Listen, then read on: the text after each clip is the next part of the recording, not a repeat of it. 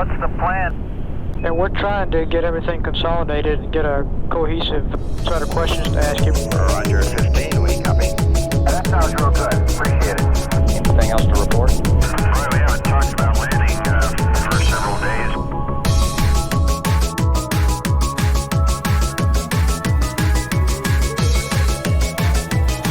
Believe none of what you hear, question everything you see.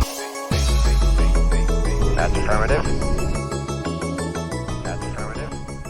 Welcome to Richplanet TV. I'm Richard D. Hall. Now, before we move on to the main subject of today's show, a few announcements. Following the 2023 legal action against myself, which came about as a result of my publications and research about the Manchester Arena incident, and after losing a High Court trial in 2024, I was recently forced into bankruptcy. It is now likely that the home, which I share with my 11-year-old son Lewis, will be taken from us as part of the bankruptcy. In order to mitigate the effects of my son being made homeless, Andrew Johnson and Danielle and Lloyd Bryant have set up a trust to raise funds. The trust has organised a national speaking tour in August 2026, which will be visiting 10 venues around the UK. Myself, Ian Davis, Andrew Johnson and Danielle and Lloyd Bryant will be speaking at some of the venues on a range of subjects. So why not get yourself along to one of the venues, and we hope to see you there. On another subject, for those who have followed the Rich Planet Power series, I am still tweaking my N machine and am not quite ready yet to report further on it. I hope to put out an update sometime after the Home for Lewis Trust UK tour.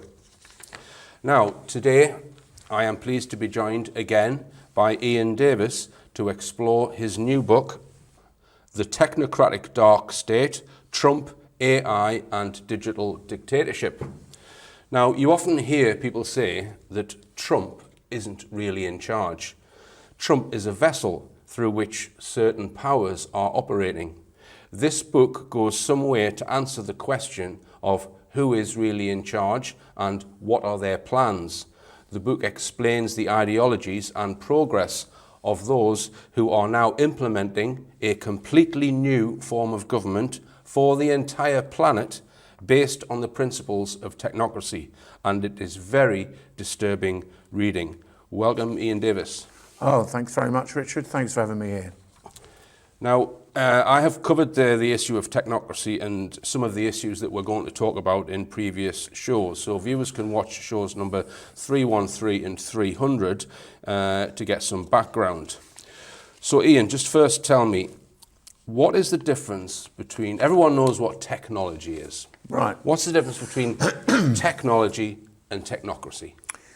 Yeah, so technology, you know, anything is technology. So you could say fire is technology, but obviously what technology means in the modern sense, we normally think of it in terms of digital technology, and the rollout of digital technology is obviously changing the world at the moment. And what these guys, and it is mainly guys, you have to say, that are behind this, some people call them Silicon Valley oligarchs, they want to use technology to introduce technocracy. Technocracy is a socio-political control system. So it's like, you know, it's not a lot. Often people would compare it to fascism or communism or something like that. It's neither. It is distinct. What it means is controlling the distribution and allocation of resources down to the individual level. So it's being able to do that. Now, when it was first proposed in the 1930s, 1920s, 1930s in America, it wasn't technologically feasible to do that. You would have needed some sort of enormous bureaucracy to be able to do that, to control the consumption, the distribution and resources of all of us, every single individual. Now, if you imagine doing that with a bureaucracy, a paper shuffling bureaucracy, obviously that would be impossible even on a national scale, but certainly on an international scale and global scale, of course, that would be impossible. But it is the advent of technology, and it's specifically AI, digital surveillance technology, when these things are brought together, that enables technocracy to work. And the people that were behind technocracy from the beginning were always aware that the technology would need to catch up in order to make it work, but they realised the potential of it. So when people talk about technocracy, often they'll say government by experts. So the technology is essentially intended to take away all of the decisions that managers and middle managers would normally make throughout their lives. Yeah. Now, you mentioned the early history there. We're going to go through some of the history and the philosophy before we get into what's happening today. Yeah. In 1899, there's a term called conspicuous consumption by Thorstein Veblen. Can you explain what that means? Yeah, it was a conspicuous consumption. He basically argued that if you've got a class structure, every class below the class above tries to emulate the class above. So the class below sees the class above, he was obviously at the late 19th century, so they had better clothes, or they had better horse and carriage, or whatever. They had something better. So the class below is always trying to aspire to the class above through consumerism, through consumption. Now, he said that was totally wasteful, because that meant that people were spending money on things they didn't need, were trying to, and also it creates this price structure where things are overpriced simply because people demand it. So, things that are intrinsically valueless, let's take jewellery, for example, are massively overpriced because people covet the jewellery. So this creates industries, global industries that meet this demand, and it's all waste. It's all wasteful. Right. And that was conspicuous consumption. So essentially, it's a criticism of capitalism in that ultimately capitalism has a fundamental flaw, which is that it's just going to consume the whole planet. That's the sort of thesis of it. Yeah. All right. Now, 1911, we've got Frederick Winslow Taylor and the concept of Taylorism. Yeah. What was that about? So he looked at a kind of thinking along the same lines as Veblen. He looked at the efficiency of industrial processes. That's primarily what he was focused on. So thinking along the lines of Veblen. So he's looking at efficiency. Efficiency is everything. So he's looking at trying to improve, the efficiency of industrial processes, but also looking at it from Veblen's perspective, as in whittling down industrial processes to their essential components. So he's also keen to get rid of because this came at what they called the progressive era in the early 20th century in the US, which, funnily enough, had many of the same kind of social concerns and mores that we've got today. They were absolutely obsessed with resource depletion. They thought that all the resources were going to run out and this kind of thing. So efficiency, along comes Taylor, and he says efficiency is everything. And that really was kind of riding the crest of the wave of the kind of social movement in the US at the time. So Taylorism became adopted. And it became adopted by policymakers and by industrialists as well. They were all on board with Taylorism. Now, one of the interesting things that Taylor said was that the system must be first. So that's a Frederick Winslow Taylor quote, the system must be first. Right. So immediately we're introducing this idea of the system being more important than the human beings that are inputting into the system. And he overlapped, I think, with C.H. Douglas, who spoke about the social credit economy theory. Yeah. And tell us what that is. Well, his idea was that today we might talk about universal basic income. So the idea is you get a stipend from the government, which, when we think about the modern, it's very confusing when you think about the tax system, because the government hasn't got any money, I would argue, unless you pay tax. But what he argued was that the government should pay a stipend to everyone, so everyone's got a minimum amount of money. Now, he was looking at it from the perspective of stimulating demand for manufactured goods and services. So he was looking at it from a macroeconomic perspective. He was trying to stimulate demand, and he thought that if you did that, You would spread demand out, and that again, addressing some of these ideas, because one of Veblen's criticisms was conspicuous consumption meant that demand was skewed to meaningless trinkets, you know, in his words.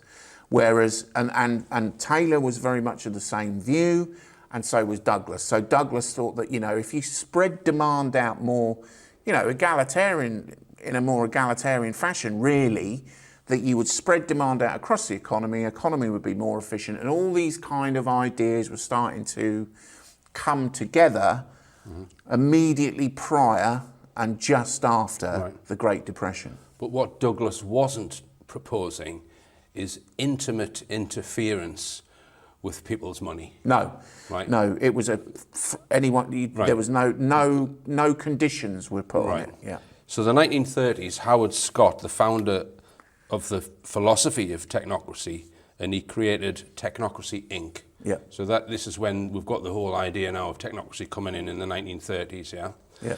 And in 1942, creative destruction theory, Joseph Schumpeter. Yeah. What was his point? So Schumpeter was another economist, and Schumpeter noted, and you know, people have argued about whether they think Schumpeter was right. I lean to the side that he probably was. He noted that there was a cycle in modern capitalist systems where technology, again we come back to technology, would destroy old markets and create new ones. So the easiest example to give is the steam locomotive gives way to the diesel engine. And that is an inevitable consequence of capitalism, he argued, because in a capitalist market, you're always trying to improve efficiency. Going back to the Taylorism and Veblen thing, you're always trying to maximise return on investment. Investors are. So that drives forward technology, and that means that one market is destroyed, it no longer exists, and a new market is created. Now, we saw that being engineered, very, very specifically engineered, that idea by the Rockefellers in the sort of 1920s in the US. When motor vehicles were first being produced, they were electric. They were nearly all electric. Now, the normally aspirated petrol and diesel engines hadn't really been developed that much. It was easier to make electric vehicles. So the idea was that they were all going to be electric vehicles. Well, that was no good for Rockefeller's Standard Oil, obviously. They wanted petrol and diesel vehicles. So they started introducing things to phase out. So Schumpeter said that creative destruction was a consequence of capitalism. Mm-hmm. But people like the Rockefellers immediately saw it as a tool that could be used to shape capitalism. Mm-hmm. So they started using it for social engineering purposes rather than it just being a passive thing that happens. Right. So that's an important point, the destruction. So Schumpeter was more thinking of the destruction of these industries as happening naturally with market forces. Yeah. But what's happening now, as we'll come on to, is that they're forcing that destruction for their own gain and for their own motives. All right, now let's come on to the modern day now then, because the current group, let's say, of technocrats, they've developed their own flavour of it, haven't they, Ian? They've picked bits out of what's gone before, and they've, let's say, twisted it to make a rather darker version of what the original people were setting out. Would you say? Because a lot of those early pioneers most of it's not unreasonable, is it?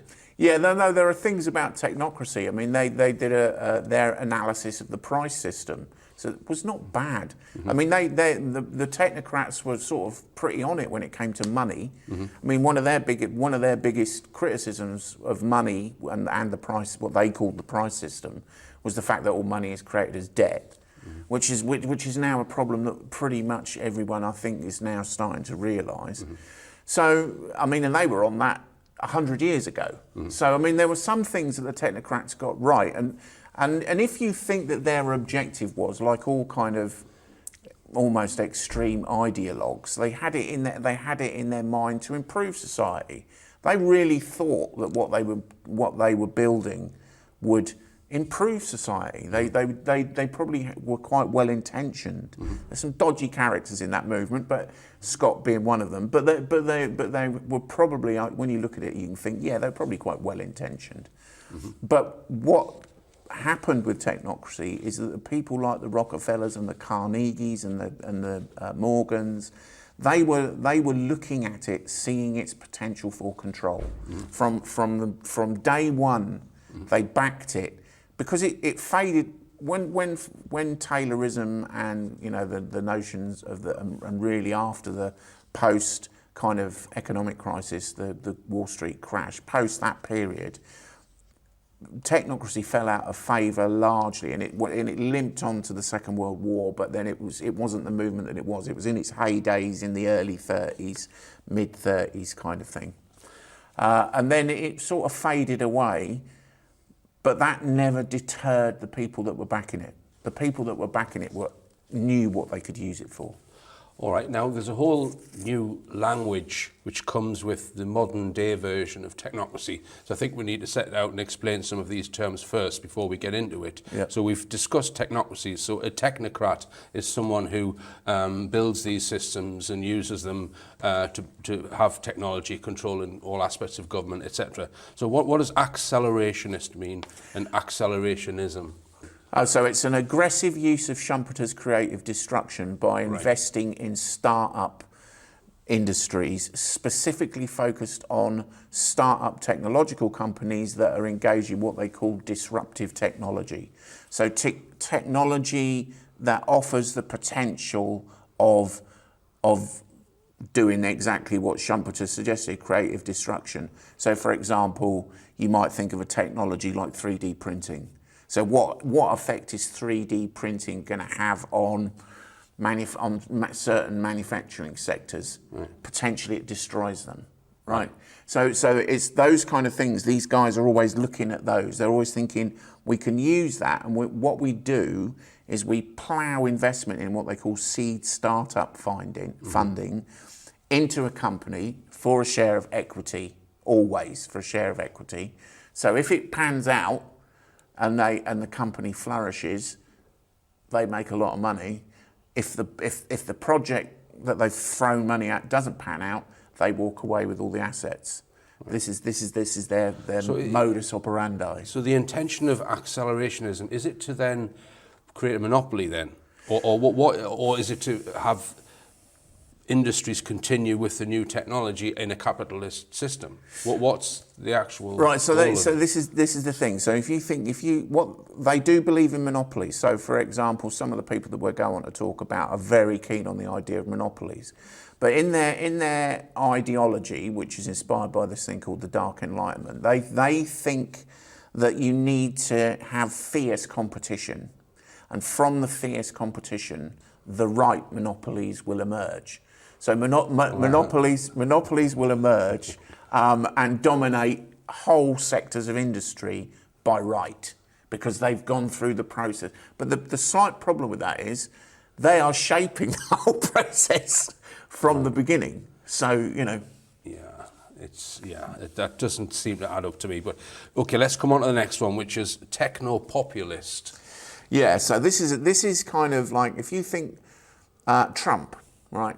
Techno-populist, because he's saying, and certainly when he came into office, and you could argue about who put the words in his mouth. He's saying that we're going to use technology to liberate American industry. That AI is going to revolutionize the American economy. America first, America strong, all through the use of technology. So we're going to hold technology in our shores. We're going to onshore jobs. We're going to do all of this, and that's appealing. So that is using technology, techno part of it, to appeal to a populist voting demographic. Okay, so Musk would be another good example of a techno-populist. Absolutely, yeah. All right. Okay. So neo-reactionary. Right. So the neo-reactionary movement is this. A lot of these guys follow this guy called Nick Land, or the ideas that were proposed in something called the Dark Enlightenment that Nick Land published in 2012. And basically what it suggests, it takes Schumpeter's idea of creative destruction.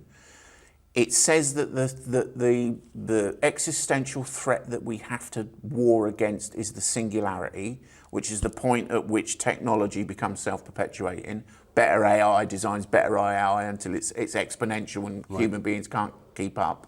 So in order to adapt to that, we have to use Schumpeter's creative destruction to crack everything apart, to break open markets, so that new start-up ventures, seed funded by these people, we're going to talk Silicon Valley oligarchs, right, can come in to shape the future so that humanity can survive the singularity, so that we can prepare for the singularity. So that is, in a nutshell, that's the Dark Enlightenment. Okay. But what they're saying about, so that from that, this neo-reactionary movement grew up. So there's all these tech startup companies all over the world. There's all these people that are involved in it. People like Balaji Srinivasan and all these people that we're going to come on to talk to. They identify as part of the neo-reactionary movement, and they're pursuing this notion that I've just outlined there. Right. And is that the same as a techno-king? Yeah, no, this is so another part of the Dark Enlightenment and the idea of monopoly is that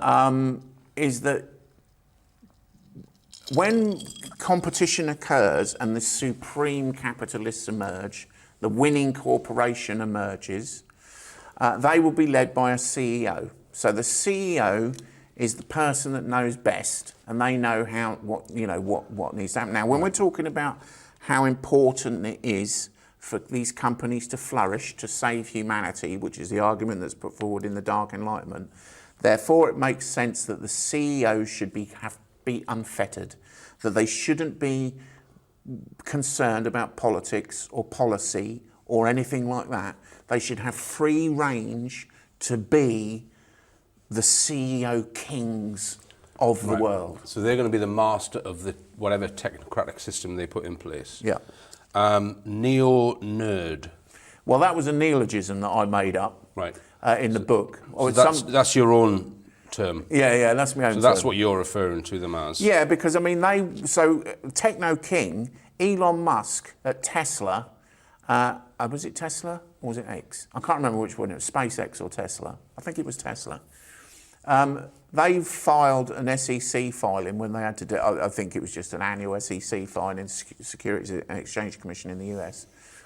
And they purposefully changed him and his finance officer, and I can't remember that guy's name, changed their names on the SEC filing to TechnoKings. Right. They called themselves TechnoKings. Right. So they also call themselves CEO Kings.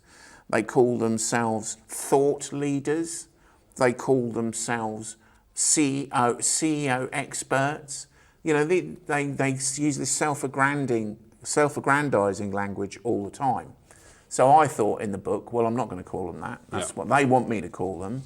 I'm going to call them new. They are a new kind of group. Nerds, someone that's a bit nerdy, that's interested in computers, neo-nerd. Right. Now, they've also referred to themselves as Praxians as well. Yeah. Or who originated that? Or who come up with that? Well, again, that was me calling them that. I thought it was one of their own terms. No. Right. Okay. And we'll because you have written a series of 3 articles with that in the title, which we'll come on to later. Okay. Yeah. So deterritorialization and re-territorialization. This is another plan or philosophy that they have. What's that? This is a big part of it. So Nick Land, who's the British philosopher that wrote the Dark Enlightenment, he was working out of something called the Cybernetics Culture Research Unit at Warwick University. And he said, talking about the Dark Enlightenment and what it was about, which is this breaking up of markets and creating these huge, dominating multinational corporations that are free to do whatever they want to do, that acceleration was the whole of it. Right? So what he's talking about is this aggressive investment capitalist strategy to shape markets. Because what Land realised was that if you can apply creative destruction to a massive economic market, those economic markets have socio-political connotations. So if you do that to the oil or the energy markets, energy industry, then that has massive socio-political ramifications. Right. Now, what the followers, people like these people we're going to talk about, what they believe is that therefore you can use creative destruction not just to change economic systems, but to change socio-political systems, to change society itself. Mm-hmm. So they believe this. Now, when you break something up, they call that deterritorialization. So because a market or say the energy sector, if you look at the energy sector, you can look at it as a geopolitical market. So like energy or whatever as the French market, or BP's got the British market or whatever. So they've got a geopolitical market as well. So if you break that up, you are deterritorializing their market. So you're breaking up their market. So once you've broken up this structure, that's when you can re-territorialize it. So you reform it, reconstitute it in your image. You reconstitute it as you want to reconstitute it. So what they're trying to do is take the traditional kind of socio-political structures that we've got at the moment. A lot of people think they live in a representative democracy or whatever. Take that, deterritorialize it, and re-territorialize it as something new. And the new thing are these privately run, no government, basically private. They've got this notion in their idea of governance as a service. Mm-hmm. So you will buy governance. So government as we know it, they want to deterritorialize it and re-territorialize it as something completely different. Right. Okay. And which could involve re-centralizing it. Ultimately, and that's yeah. the scam that they're going to say, well, we're decentralizing power, but they're not really, because it's all going to be re-centralized at some point. Yeah. All right. Now, you've mentioned the Dark Enlightenment, and you say that the Dark Enlightenment is not merely racist, it is anti-human. Explain that. Yeah, so there are, I mean, when people that are kind of like well known in the Dark Enlightenment movement, people like Nick Land, but probably a better known character is this guy called Curtis Yarvin, who wrote as Mencius Moldbug, who very much influenced Land's writing as well. They were sort of bouncing ideas off each other. And he's better known in America. And he has been criticised very much for his kind of racist ideas, and he said things that are racist. Land wrote a piece where he was saying about how people that are racist are not racist enough, But he also criticised. Now, one of the things that you have to wrestle with, and one of the reasons that I wrote the book, is that there's so much subterfuge and deception in everything that they do. Mm-hmm. Everything they say, they flip on its head. Mm-hmm. They're constantly twisting terms. So when Land wrote about, what hyper-racism, he called it hyper-racism. So his argument goes like this. Racists are naive because they don't realise that the future of humanity is basically cyborgs. So going on about the ethnicity of a person or their cultural heritage is neither here nor there, because the singularity's coming and we're all going to be cyborgs. Right.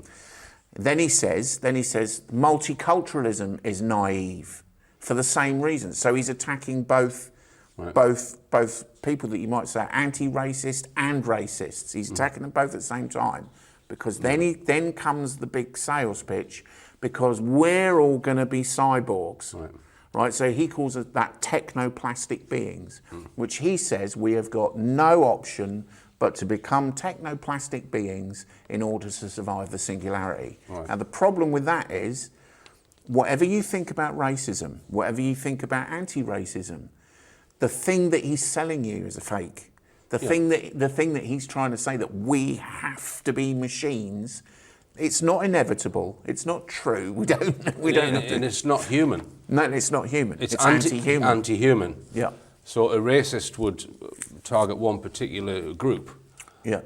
You think that they're targeting the entire human race? Yeah, they have said. I mean, there's a very, very famous interview with Peter Thiel where he was said, I know we're going to talk about him later, but he was just asked outright, do you want humanity to thrive? Yeah. You would prefer the human race to endure, right? You're hesitating. Yeah, well, yes? I don't know. I would This is a long hesitation. This is a long hesitation. There's so many questions implicit Should in this. the human race survive? Yes. Okay. But I also would I also would like us to radically solve these problems. It's a difficult question.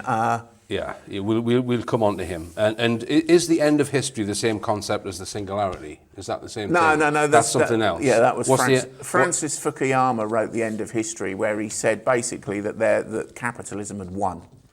So capitalism had won. There is now it's just a matter of engineering capitalism. Right, I see. Okay, so let's stick on their ideologies a bit before we come on to the detail of some of these systems that they're proposing. Yeah, there are those who you might call philosophers, although I think that's being very generous with them to call them a philosopher of technocracy. And then you've got what you refer to as the superclass tech billionaires, and they're the ones who are trying to make it all happen. And the ideas set out by the philosophers have been championed by the superclass.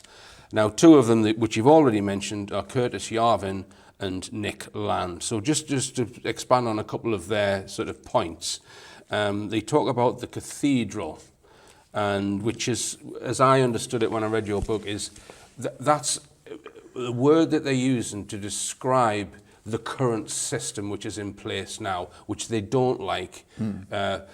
Maybe is it neoliberalism, or is it like soft? Well, I would say soft progressive capitalism, or whatever you might want to call it, that we have in the West. Yeah. Where it's run by MPs that don't really have any power. It's corrupt. Yeah. It's this system which is kind of wounded and limping along that we all put up with. We're told it's democratic, but a lot of people think it's not democratic. Its official name is representative democracy, where you actually vote for someone who then makes the decisions themselves. So it's not true democracy anyway. Yeah. It's his sort of discontent at that current system that he thinks now you and I would agree that it all needs replacing, Ian. That's where we would agree with Yarvin, wouldn't we? Yeah. We'd say you need to get rid of it. Yeah. It doesn't work. Yeah. But what does he want to replace it with? So Yarvin, I mean, they're like the same as going back to technocracy. There are good bits in it, right? There are some good bits in it. One of the bit that I like is the cathedral. So the idea is with the cathedral is that it's the network of interrelations at power structures that hold society together. But it isn't that. So what is the kind of link between them? What's linking them? Now, they argue that the cathedral is linked by progressivism.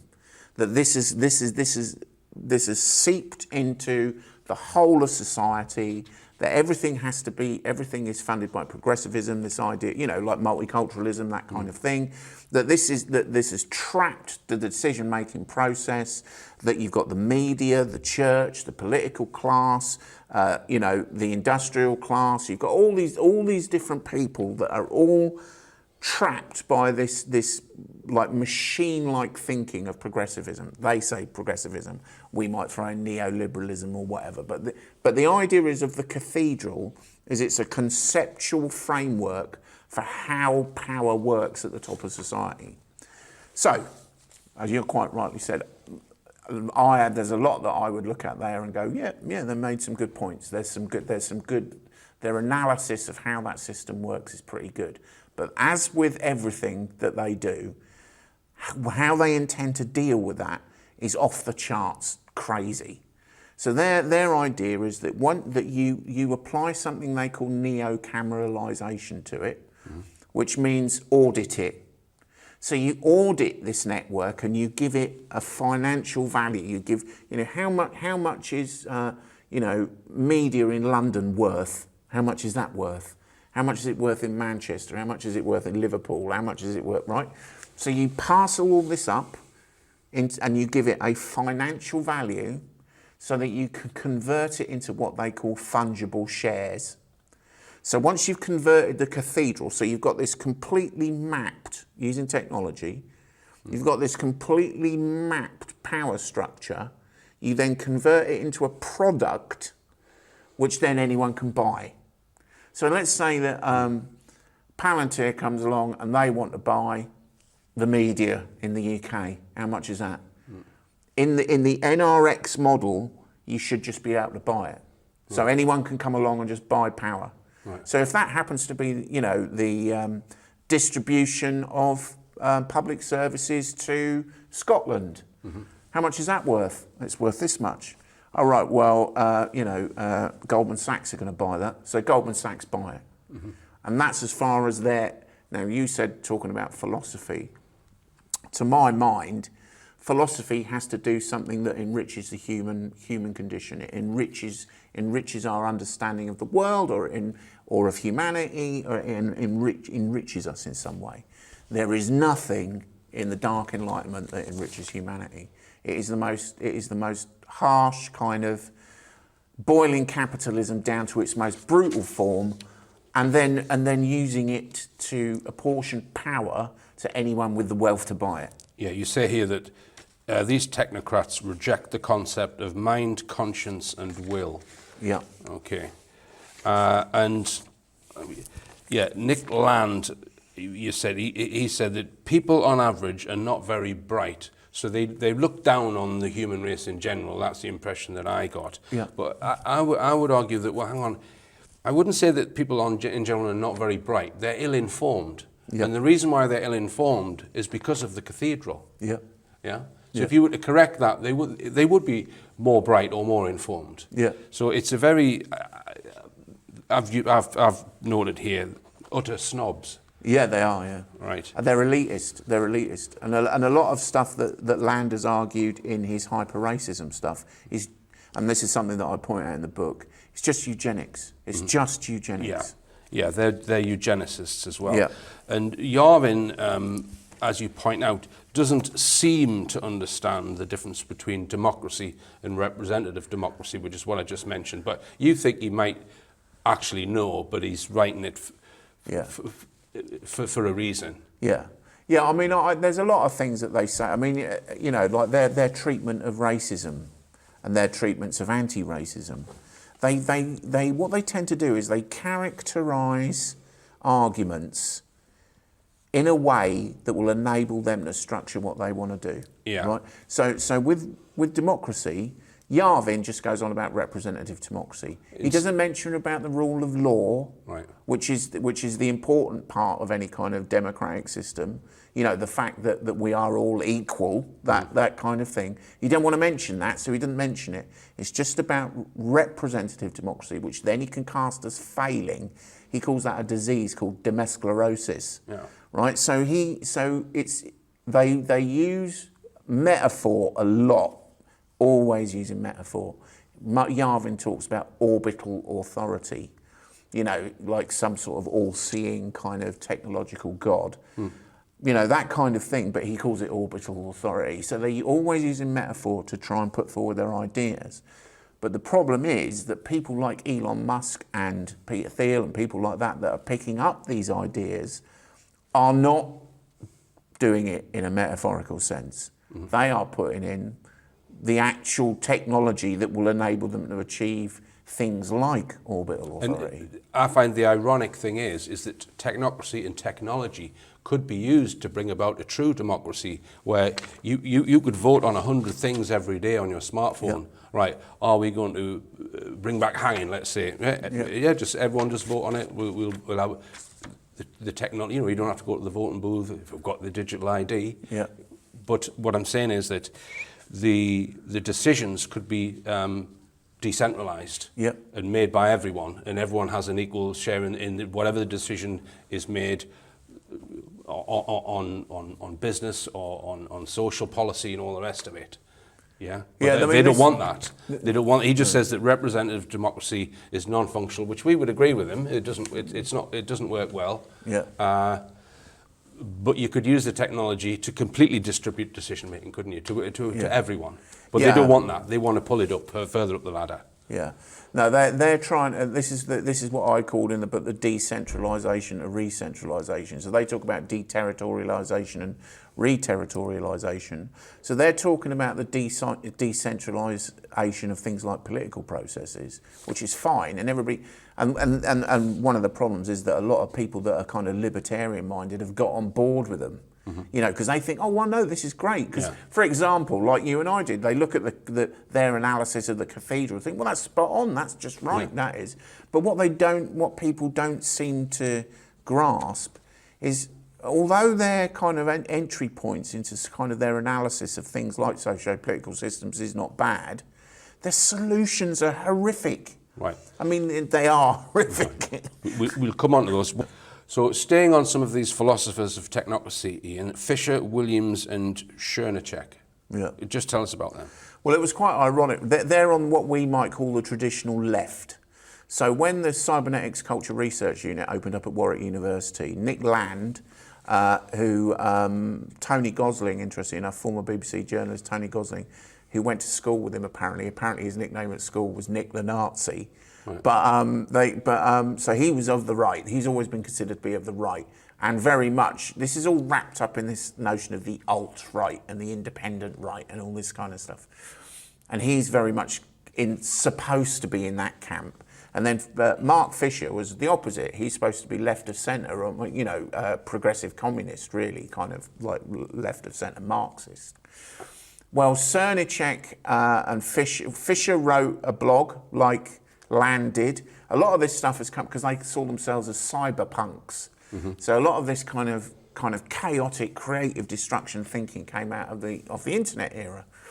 Well, Fisher's blog influenced Chernyshek and I can't remember the other guy's name now, and they wrote a left of centre Dark Enlightenment. So their Dark Enlightenment was, I can't remember the name of the paper that they wrote now, but it's the same ideas. It's the same ideas of breaking up systems, of introducing new, but instead of saying, in the Dark Enlightenment, what they wanted to challenge was progressivism. They wanted to get rid of that. They wanted to break up political systems and remove what they called the demysclerosis of progressivism as a disease that they saw in society. On the left-hand side, it was neoliberalism. They thought neoliberalism was the great disease that was destroying society. The irony is that the whole point of technocracy, going back to the 1930s, was that it was neither left nor right. So it's neither. And one of the so even though they're both camps, you've got this right camp, land-led camp, let's say, you've got this left. Fisher died, I think, in 2017, but let's say the Fisher-led camp, both going along parallel, talking about creative destruction, breaking up markets and creating new monopolies. They're both saying the same thing, but they're at each other's throats over the left-right divide, which serves absolutely no purpose whatsoever, because at the end of the day, they're both heading in the same direction, but they're still trapped by that, archaic thinking, really, the left-right divide.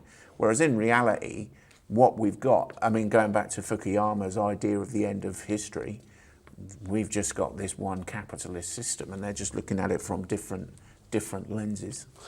All right, so you've already named some of the superclass or neo-nerds. So we've got people like Elon Musk, Peter Thiel, who, as you say, was influenced or is influenced by Curtis Yarvin's philosophy, and is also on the Bilderberg steering committee. So that's not just a Bilderberger, that's someone who's on the actual steering committee of the Bilderberg. Jeff Bezos, Andreessen, Altman, who's a Thiel prodigy, Ellison Karp, who's on the Bilderberg steering committee. Is it Luckey? Palmer Luckey, yeah. Palmer Luckey. Another protege, Thiel protege. Lutnick and Zuckerberg. So these are all, some of these names we're all familiar with as being these tech billionaires. Now, so how did they get Trump into office then? Because you think that group is basically just telling Trump what to do, yeah? Yeah, if you look at the first they're very much linked up similarly with the Heritage Foundation, which is backed by the Koch brothers. They had this thing called Project 2025, which was avowedly techno-populist to get Trump into office. the Heritage Foundation, basically through Project 2025, wrote Trump's first 180 days in office, all his policy commitments, all his executive orders. And if you look at them, if you go through them, none of them don't favour. They're all to the benefit of these techno guys. Now, Mark Andreessen, he's the head of Andreessen Horowitz, which is probably the biggest technology investment firm in the world. So he's not. He actually used to be developed technology himself. Him and his partner, not Horowitz, but I can't remember who his development partner was at the time. They invented Mosaic, which was the first ever graphical user face browser.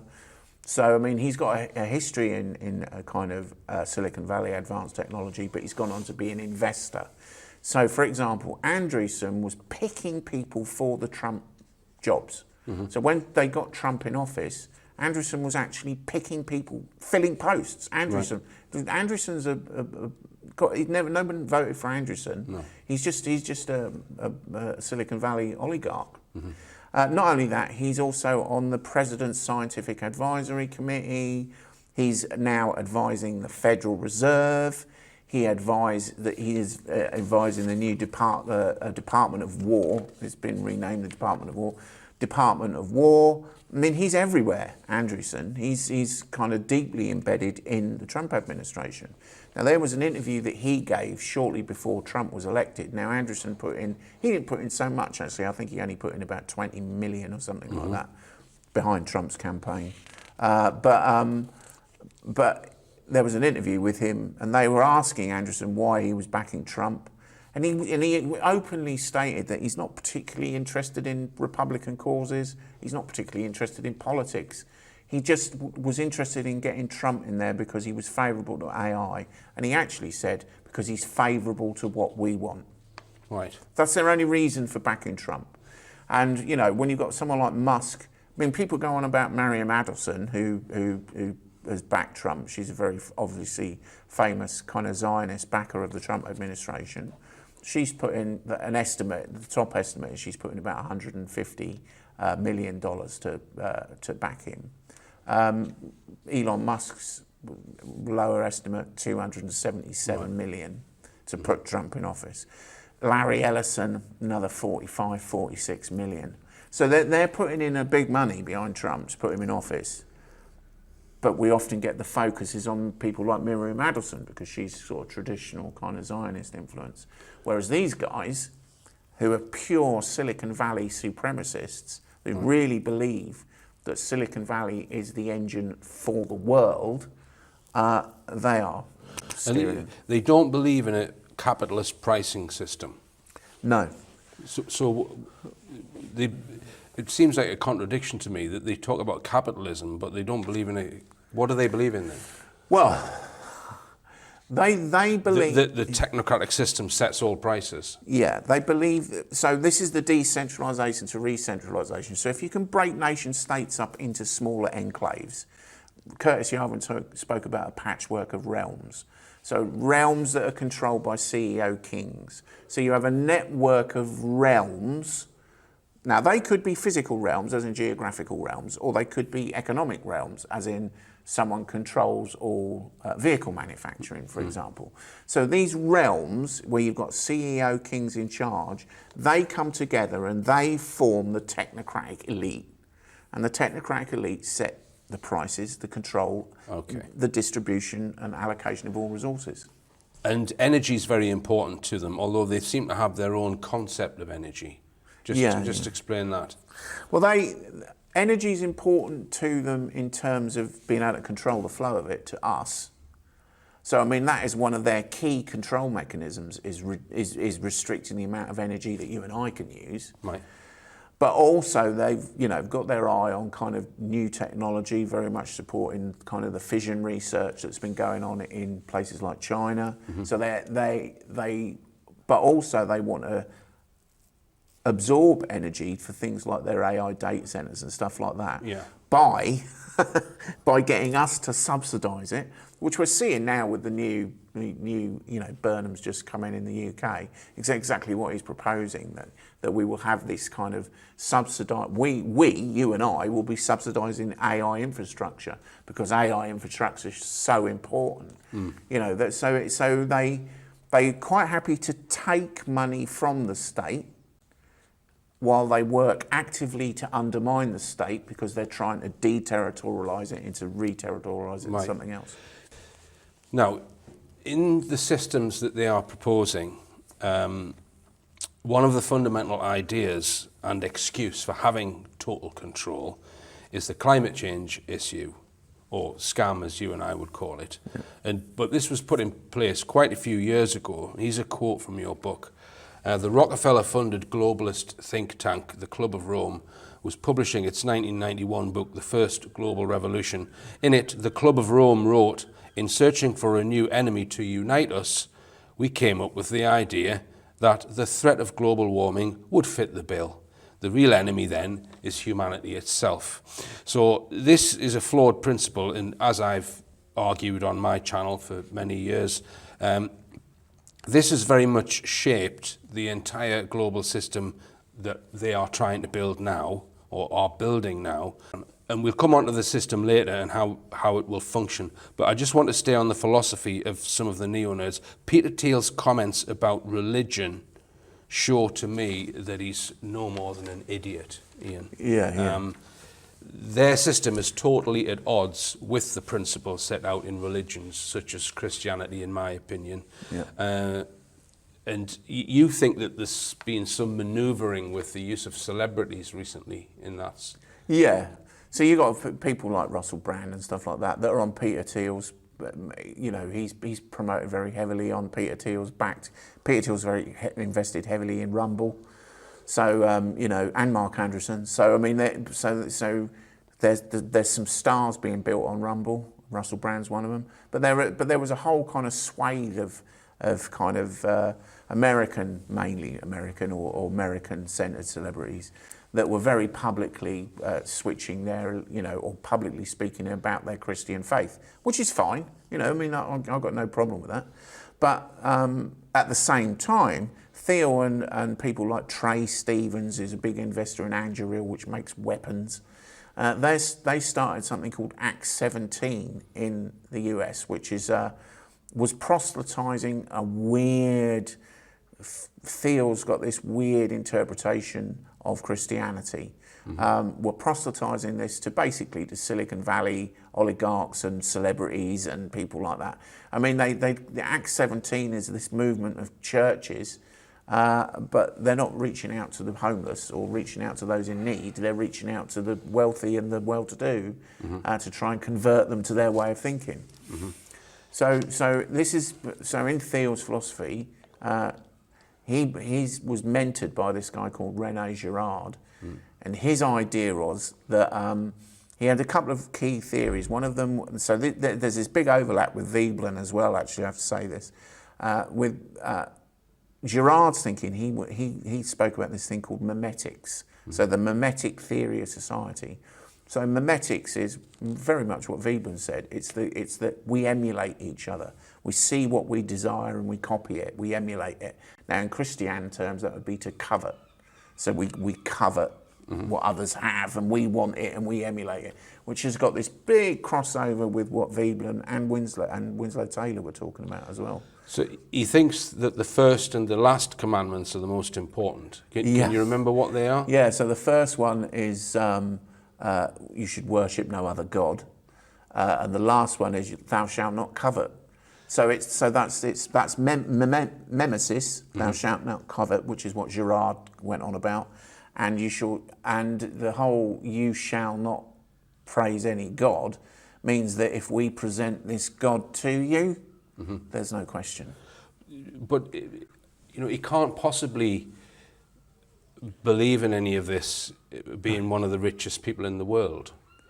you know, if you're against materialism or coveting material things, and you're one of the richest people in the world, it doesn't really sit right, does it? No.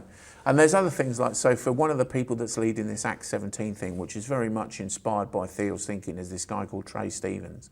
So he's a lead investor in Anduril, right? Anduril's just got a $20 billion contract for AI targeting drone systems, right? And one of Anduril's best-selling products that Trey Stevens profits from is its ballistic missile systems. Right. So, but in Thiel... Yet they claim that venture capitalism is merciful. Yeah. That's one quote. Okay, so this is right. So to get our head around this, Girard argued that there was this thing called an archetype called a scapegoat. So there was this thing called the founding murder, and in any society, because of mimetic desire, Veblen's conspicuous consumption, very similar. Societies accelerate. They get more and more consumptive. They consume more and more and more. Things get harder and harder for society to continue. It starts using up more resources. It gets to the point of collapse. It then collapses. Everything goes into a big shitty heap. Society's only way out of that is rebirth. It's only way out because it's imploded, if you like. So it needs a scapegoat. It has to find this scapegoat. So it sacrifices a person, it sacrifices a people, it sacrifices an idea, whatever it might be. There's this ritual sacrifice. And everybody says, yes, that's the problem. They blame that thing, that person, that group, whoever it is. They're sacrificed, whether really sacrificed or metaphorically sacrificed, and society is reborn out of it. So Girard said that the Christ, the crucifixion of Christ, was the biggest in history. Was scapegoat murder was Christ. But the point of the scapegoat is that there has to be that the scapegoat has to be guilty for the archetype to work. The scapegoat does need to have some blame put on them.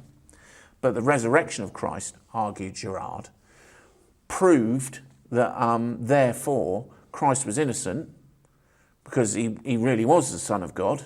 The resurrection proves it. So the archetypal murder is the lie. So the founding murder is the lie. It's the deceit. It's the deceit that we tell ourselves. Why do we do that? We do that because we're self-deluding. Because of our mimesis, our mimetics, our nature, we are violent, aggressive animals. That our nature is not peace, love and harmony. God is perfect, but we are very much imperfect. So this is Girard's thinking. So then you get someone like Trey Stevens, right? So this is how it's warped. And Thiel wrote an article about this called That Straussian Moment, where he very much expands on that, where he says, therefore, we're trying to get to be, to understand God and to live in God's image. We're trying to get there, but we have to accept that we are imperfect beings and that we could cause chaos on the way. So therefore, it is acceptable from a Christian perspective to kill the right people. So there's some people you can kill, as in Trey Stevens sells weapons all over the world. So, Palestinians, you can kill Palestinians because you're killing the right people. But by killing the right people, you're moving us closer to the kingdom of heaven. I'm not joking. I swear I'm not joking. Anyone can go and read this stuff. These people really believe this crap, right? So you're killing the right people, you can get closer to the kingdom of heaven. And also, by selling weapons to the Israelis so that they can commit a genocide, you're creating value in the US. So you're creating economic value. There's jobs there, money. So that's the Christian thing to do. And they've got this thing called Act 17 where they are going around the US proselytizing that to the wealthy. So in 1611, when we got the King James Bible, when they bring in the new technocratic system, we're going to have the 21st century King Teal Bible. I wouldn't be surprised. Okay. Now, one part I found very interesting in your book was you explained that these superclass neo-nerds, whatever you want to call them, there are two main things standing in their way to bring about a world technocratic system. Some people will be sitting listening to this thinking they'd never get away with it, right? We're going to come on to the implementation plans in a minute. But the two things that are in the way are basically governments, and the second is the existing oligarchy, which goes back centuries, all right, who control the world's money, who they're the people who the trillion and trillion dollar debt is owed to, that we don't necessarily know who they are. So I'm just going to read some quotes from your book, Ian. Standing in the way are oligarch dynasties whose lineage stretches back to the Phoenicians, whose wealth is in the trillions of dollars, and whose influence over world affairs has long been a pestilence. These dynastic oligarchs have possessed sovereign authority and control over the international monetary and financial systems for centuries. The longevity of their looting has bought them immense socio-economic power and socio-political power. Their wealth is hidden by shell companies, I think I've written this, and they are far richer than those listed on the world's richest, such as Musk and Bezos. So, according to you, and I think I agree with you, Bezos and Musk, they weren't nowhere near the richest people in the world. There's a hidden group that are far wealthier, and they're the ones that oversee the international monetary and financial system, who basically pull the strings of all world governments, right? Because they or entities that they control have the power to issue currency and issue money. And these neo-nerd oligarchs, they don't quite have that power yet. And that's one of the key powers you need. You need to be able to have the authority to issue currency, right? And they don't have it. And the other thing standing in the way of someone who wants to issue their own currency is governments, because ostensibly it's governments whose central banks issue the currency. But we know that's not the case. It's hidden oligarchs which issue it and pretend that governments issue it. So governments are still in the way because they have to change their rules in order for private entities, such as these oligarchs, to originate their own currency. You say here that neo-nerds are measly billionaires. Now, you say in your book, Ian, that Trump is a vessel through which Thiel can realise his ideological goals. Now, the project that they are using to control the US government and realise the ideological goals is Doge, D-O-G-E, which uses the same name as Doge of Venice and Dogecoin, which are ostensibly nothing to do with this. But just can you explain those two first? Yeah, well, I mean, it's kind of tangentially related, I suppose. The Dogecoin was a silly meme coin. It was a joke that was started by two blokes. So they literally did it as a fake crypto coin. And Elon Musk, I mean, what was quite clearly was an experiment, in my view, using social media and using his social media reach, either talked it up or talked it down. He made claims about it that weren't true. He said that he was the CEO of Dogecoin, which wasn't true. But he took it to a market cap, I think, of something like 21 or 200, I can't remember how much it was, but many, many millions of dollars for a fake product. It was completely fake. So I think that was a social experiment. I think they were seeing how they could manipulate kind of quite big kind of investment markets just by saying stuff online, you know. Then the Doge of Venice was the appointed leader of the Mercantile Republic of Venice, and during the sort of the 15th, early 15th century is when the Rialto Bridge in Venice opened up. And so the Doge, the interesting thing about the Doge was appointed by the Venetian oligarchs. So the Doge was their man. They would appoint the Doge, and who would be the kind of administrator of the Republic of Venice.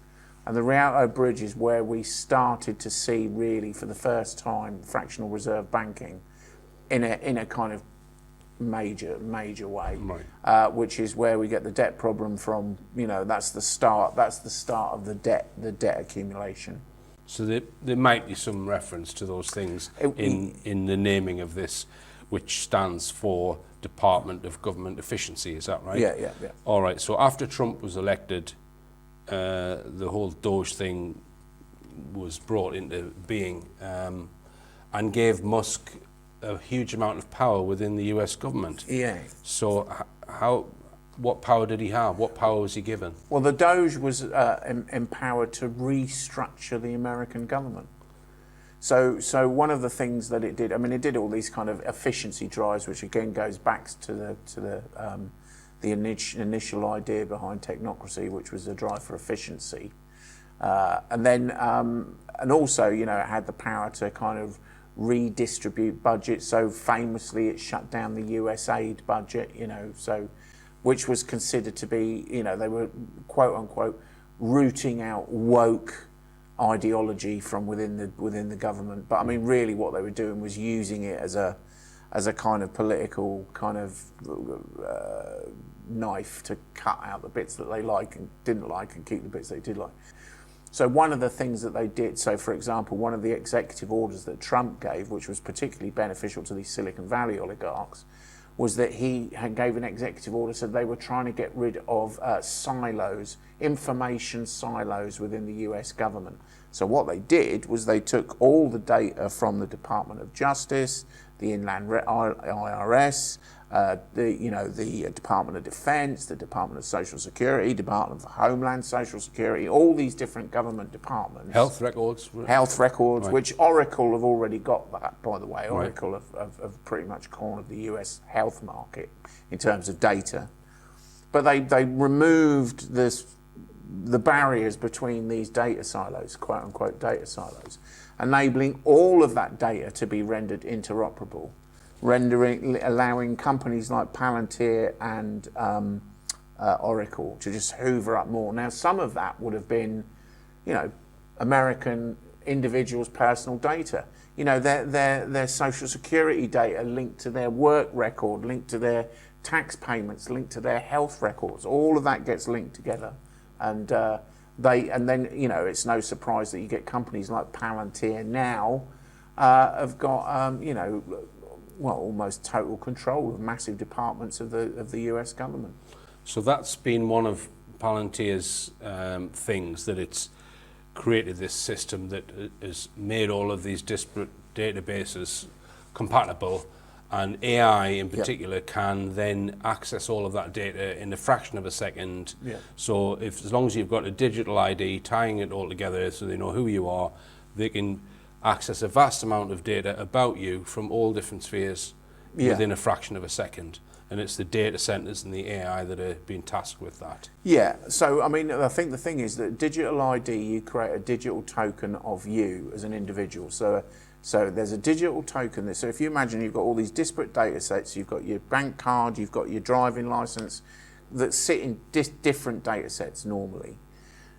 The idea of bringing them all together through this process called interoperability is that software like Palantir Gotham, which specialises in creating interoperability, can take all the data from your driving licence, take all the data from your bank card, link the two to make them into machine-readable, exchangeable formats, a standard format. Mm-hmm. So therefore, if you're sitting looking at those two different data sets using Palantir Gotham, as far as you're concerned, it's one data set.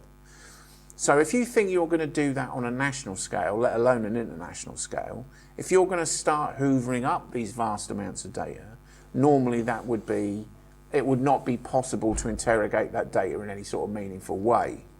But with AI attached to digital ID, you then ascribe a digital identity token just to your data, which sits within this massive, what they call data lakes. They're creating these things called unified ledgers or data lakes.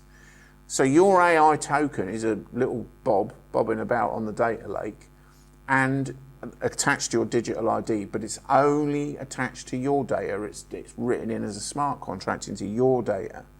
So AI can instantaneously, in that vast sea of data, just hone in straight on the data that's only relevant to you.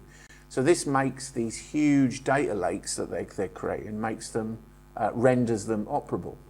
And you say that they don't really need much from government. They define it as this: redefining the role of government to provide an enabling environment. Yeah. All right. So, yeah, explain that. So that comes from the UN, that notion of an enabling environment. It was in 1998 that Kofi Annan, who was then the Secretary General of the UN, said that he said that the UN has gone through a quiet revolution, and that our business is no longer simply the governments of the world, but the businesses of the world. Right. So he's now saying that the UN has extended its remit, if you like, to international business and trade and economics. So that quiet revolution was then a few years later, I think it was 2005, that the World Health Organization put out a document where they said that the role in this new, having this quiet revolution has happened, now we've got a global public-private partnership. In this new world, the role of governments has been reduced to that of creating the enabling environment. So the enabling environment is the regulatory and standards framework. And if you like, if you think that financial regulation, for example, is the rail through which finance flows. So it's creating the regulatory environment, the enabling environment for the private sector to then come in and run on behalf of whoever the digital transformation. Right. So that's what they're creating these enabling environments for. Now, stakeholder capitalism, which is what this is, ostensibly consists of three very equal parts, which is the public, the government, the private, and then the civil society. And civil society is supposed, that's us, is supposed to have as much say in what goes on as the public and the private. But it's not like that, is it, Ian? No. No, so if you think that civil society is represented by the NGOs, the non-governmental organisations, so that's organisations like Greenpeace or Amnesty International or whatever, well, they only exist by the largesse of their benefactors, who are, guess who, the same people that own the private sector. So there's not a, you can't get a fag paper between the NGO sector and the private sector. It's ostensibly one thing. So there is no actual representation of, civil society is a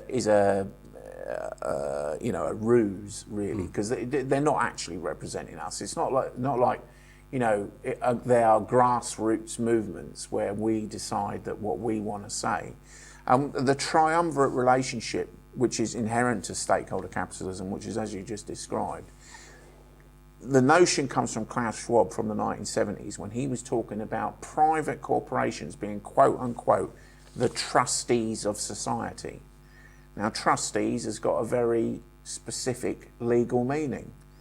So he wasn't being casual with his words. He meant that private corporations should be the custodians of society. That's what he was. That's what stakeholder capitalism is all about. And the enabling environment is created to enable that to happen. Right. So do you think their ultimate intention is to usurp Trump and put someone like J.D. Vance in as a CEO, Techno-King, or whatever you call him? It could be. I mean, I think, a lot of people have said that they think J.D. Vance is being sort of groomed to take over from Trump, and that could well be the case. But I mean, from my perspective, that's kind of neither here nor there, because the private kind of governance system that they've got in mind isn't reliant really upon who happens to be in office at the time, because they want to move away from a system of government that we would be familiar with to a system of providing governance as a service.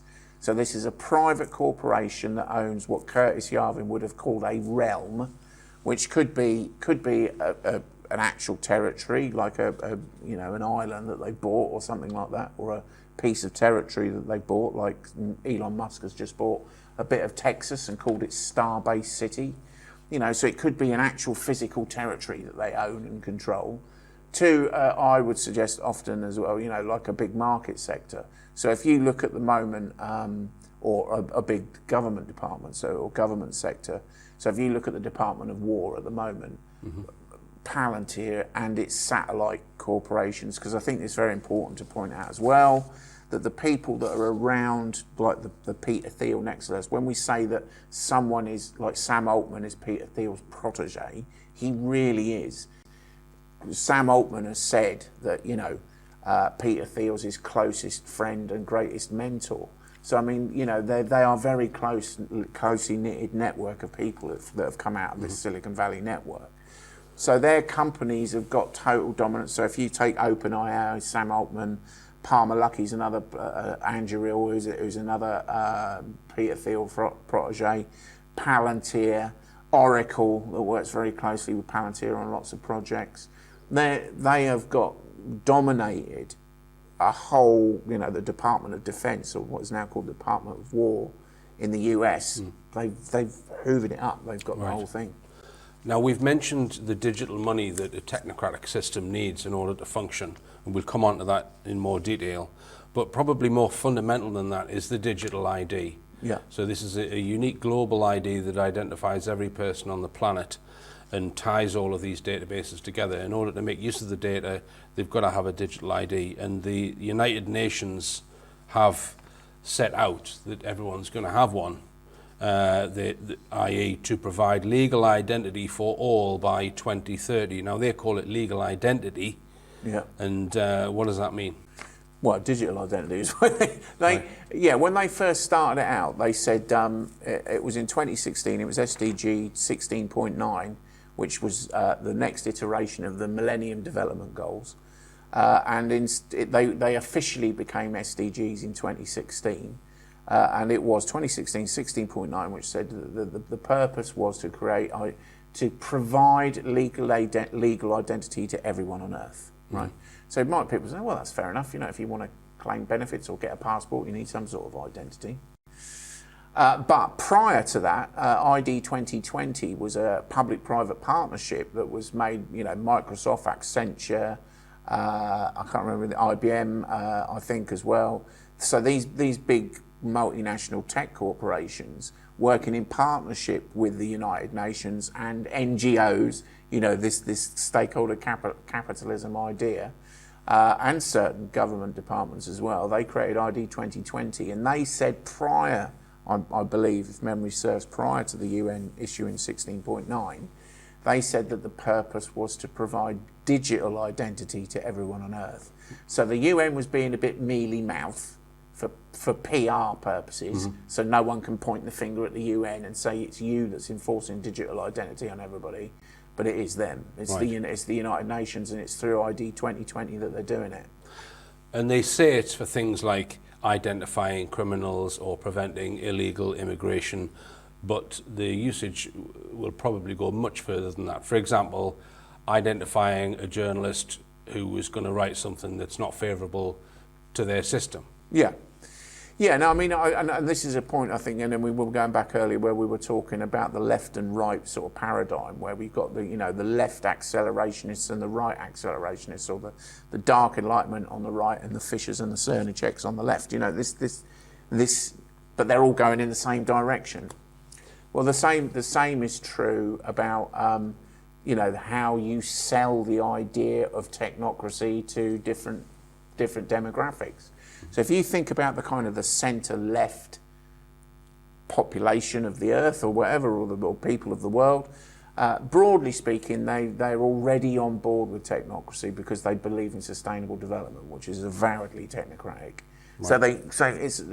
If you look at SDGs and you start picking them about, they're all about control, technological and technocratic control of systems, of how systems function. Right.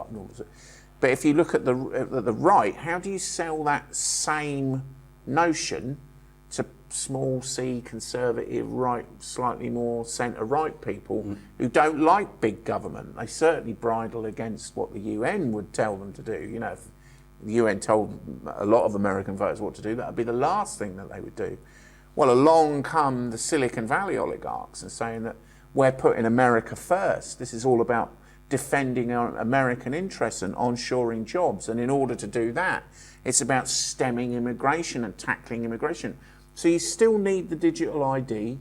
You still need the technological infrastructure to enable the digital ID to work. But it's not to save the planet, because that's that stupid UN stuff. No. It's to tackle immigration and to tackle crime and to tackle... So it's the same thing, just sold with a different narrative. But the direction's exactly the same. Now, some months ago, there was a I think there was a vote in Parliament where they were talking about ID cards. Haven't they scrapped digital ID in the UK? Yeah, they came up with the brick card thing, right? So this was Starmer come up with the brick card thing. And that's not digital ID, right? So that is, they're sort of selling it as a card or a single app right. So the government would like it if people chose to have a digital ID card or a single digital ID app. They've already got one. It's got the OneGov login kind of system, which is exactly that. But the British, they've tried to foist digital ID cards and various types of ID cards on us before. We've never gone for it. Governments have been thrown out trying to, I think post World War II, we had one until about 1952. It was unpopular every day. From 45 to 52, it was unpopular. And eventually we got rid of it. I think Tony Blair tried to introduce one in about 2007. He got booted out in 2010, partly because of that. So we don't like them. We don't want them. So they bring this thing up, brick card, that everybody goes, no, we're not having that. We're not having that. And then all the NGOs, they all start protesting about it. And I mean, I was reading something online earlier about an NGO, I won't name them, but everyone, they're always going on about online rights and freedoms and how they protect them, saying we did it, we've defeated the government's back down, and now Andy Burnham's come in and said, no, we're not having all that brick card stuff, we're not having digital ID, we're binning it. Meanwhile, unreported by the likes of this NGO, and I'll say it's Big Brother Watch, that's who it was, unreported by them, about 3 weeks ago, a bit more, just as Starmer was exiting the door, his government passed legislation to enforce operating system level digital age verification on everybody's smartphones in the UK. Right.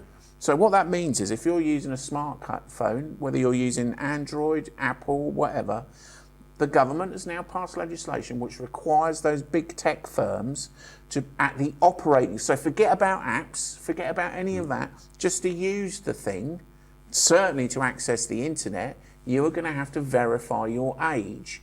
Well, there's only one way to do that. You have to identify yourself in some way. Right. So it's not just children. It's not, they say it's to protect children, but it's not to protect children. If they were going to protect children, they'd put paedophiles in prison instead of giving them fines and sending them on their way. They don't do that, so they're not interested in protecting children. They would take dark web portals off places like Facebook. Facebook's got a dark web portal. They take that offline because that's how paedophiles get on Facebook. So they don't do any of that.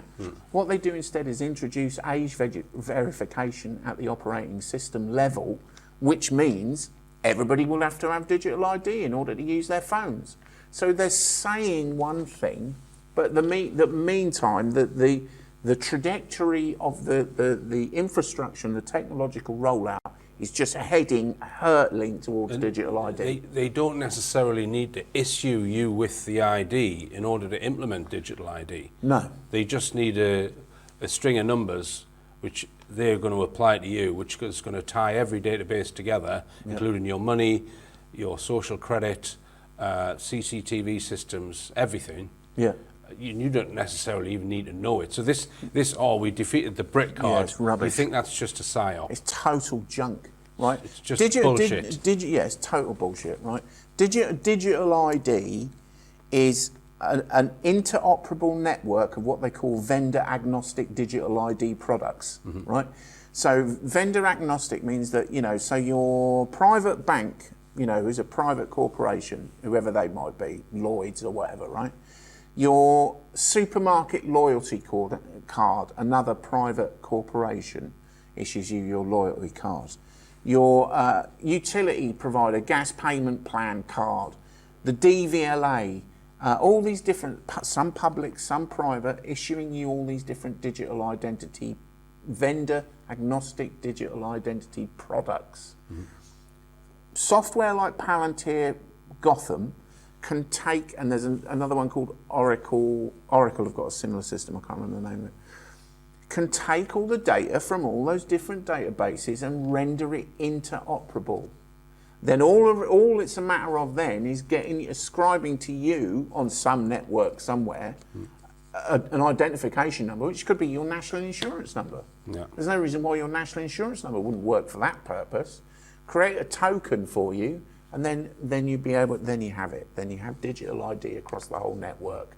And then everything is linked, your bank, your driving, your fines, everything. And they're harvesting a lot of CCTV data now as well, aren't they? Because the CCTV systems have typically now they're in HD, which allows the system to identify your face.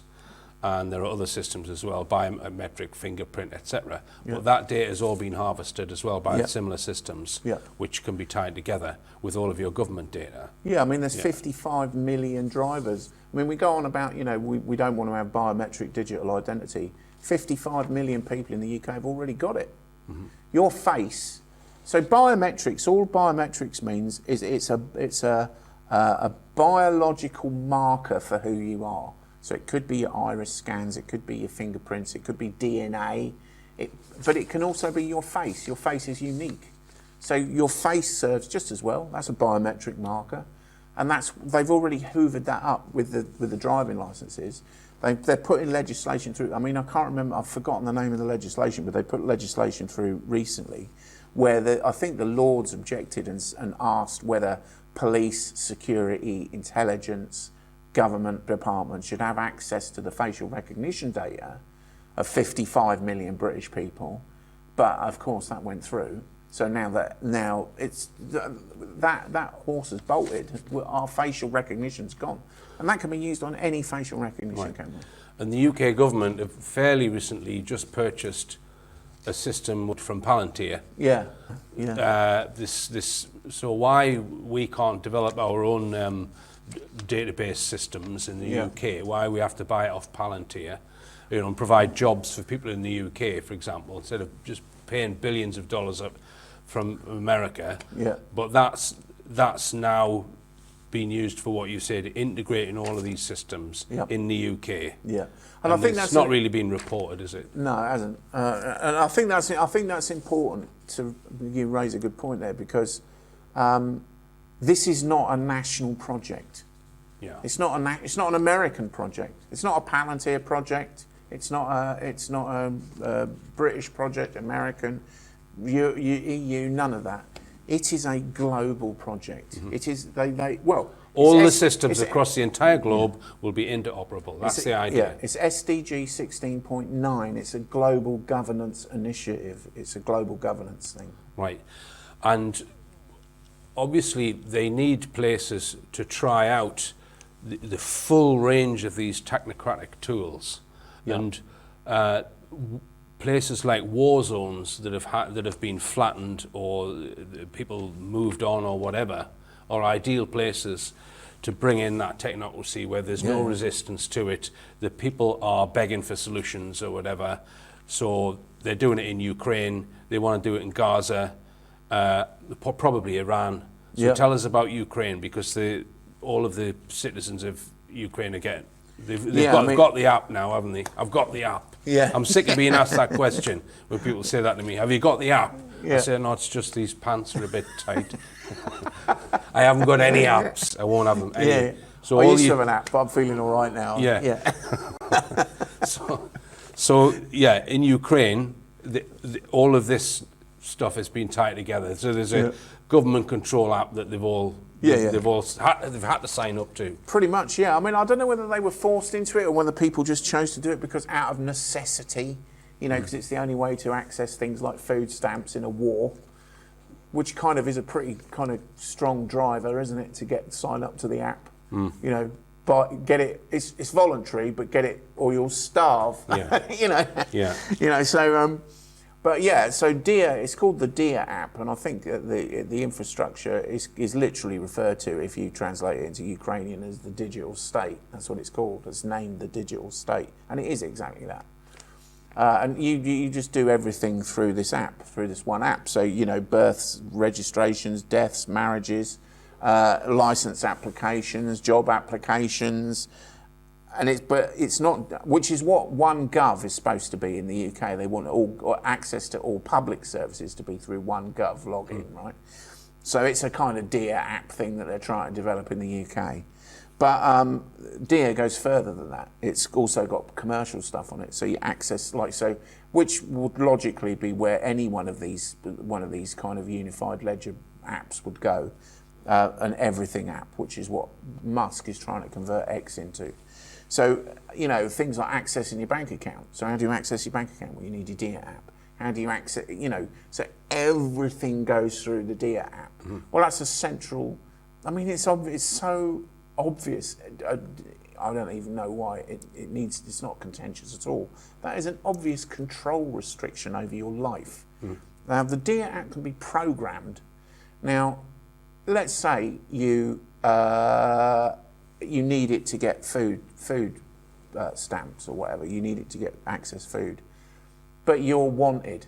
You're a young man and you're not on the front line. And you should be on the front line, and you've been dodging the draft grabbers that have been coming around and hauling young men off to die in the front line. Your Dear app's not going to work. Mm-hmm. You're not going to be able to get food with it. Mm-hmm. Yeah, and another function of the digital ID is, well, you mentioned the internet before. It seems to be heading to a place where, in order to get online, you've got to show that digital ID to the internet, so the internet knows who you are. Therefore, it can harvest all of your online usage, and then include that data in a harvested data center. In other words, with the digital ID, if it's compulsory to show that when you log on, then it's going to be far easier to harvest all of your data. Yeah, exactly. I mean, that's exactly what they're doing with this latest government initiative that nobody's mentioned. Andy Burnham's standing there going, "Oh, we kicked digital ID out." They haven't kicked digital ID out. Nobody has lobbied the government and changed the direction of a global governance policy. That has not happened because they're not in charge of it, for a start. So there's no point lobbying the government to try and get them to change a global governance policy, because they didn't design it, they're not implementing it, it's got nothing to do with them. They're the mere peons at the bottom of the pile who have to implement it. They're not in charge. And the other thing it can do as well is to limit your freedom of speech by tracking you online to see what kind of things that you're saying, and censor your comments. And X is already doing that. X is doing that massively, X has got so many filters and robots on there looking at opinions and demoting certain opinions and promoting other opinions. It is not a free speech platform. Oh no, it's a propaganda platform. And as Musk said, it's you can have free speech, but you can't have free reach. Yeah. I mean, I think since he's taken over, it has got notably worse. I mean, it was pretty bad when under its previous. I mean, it was, if anything, it was a bit clumsier under its previous, because they were just censoring people off the internet, off their social media platform, just refusing to let people speak. Whereas Musk, the system that Musk, as we move towards this everything app, it's much cleverer than that. It's shadow banning. It's you post something and don't get any reaction at all. Nobody's seen it.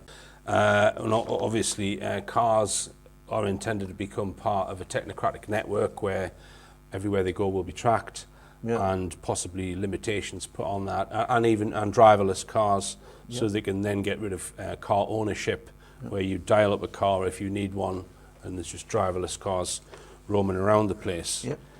Now, we've spoken mainly about the US side of this, but the World Economic Forum talk about identical sort of things, but they've marketed it as, they're different. They're going to save America. They're going to save.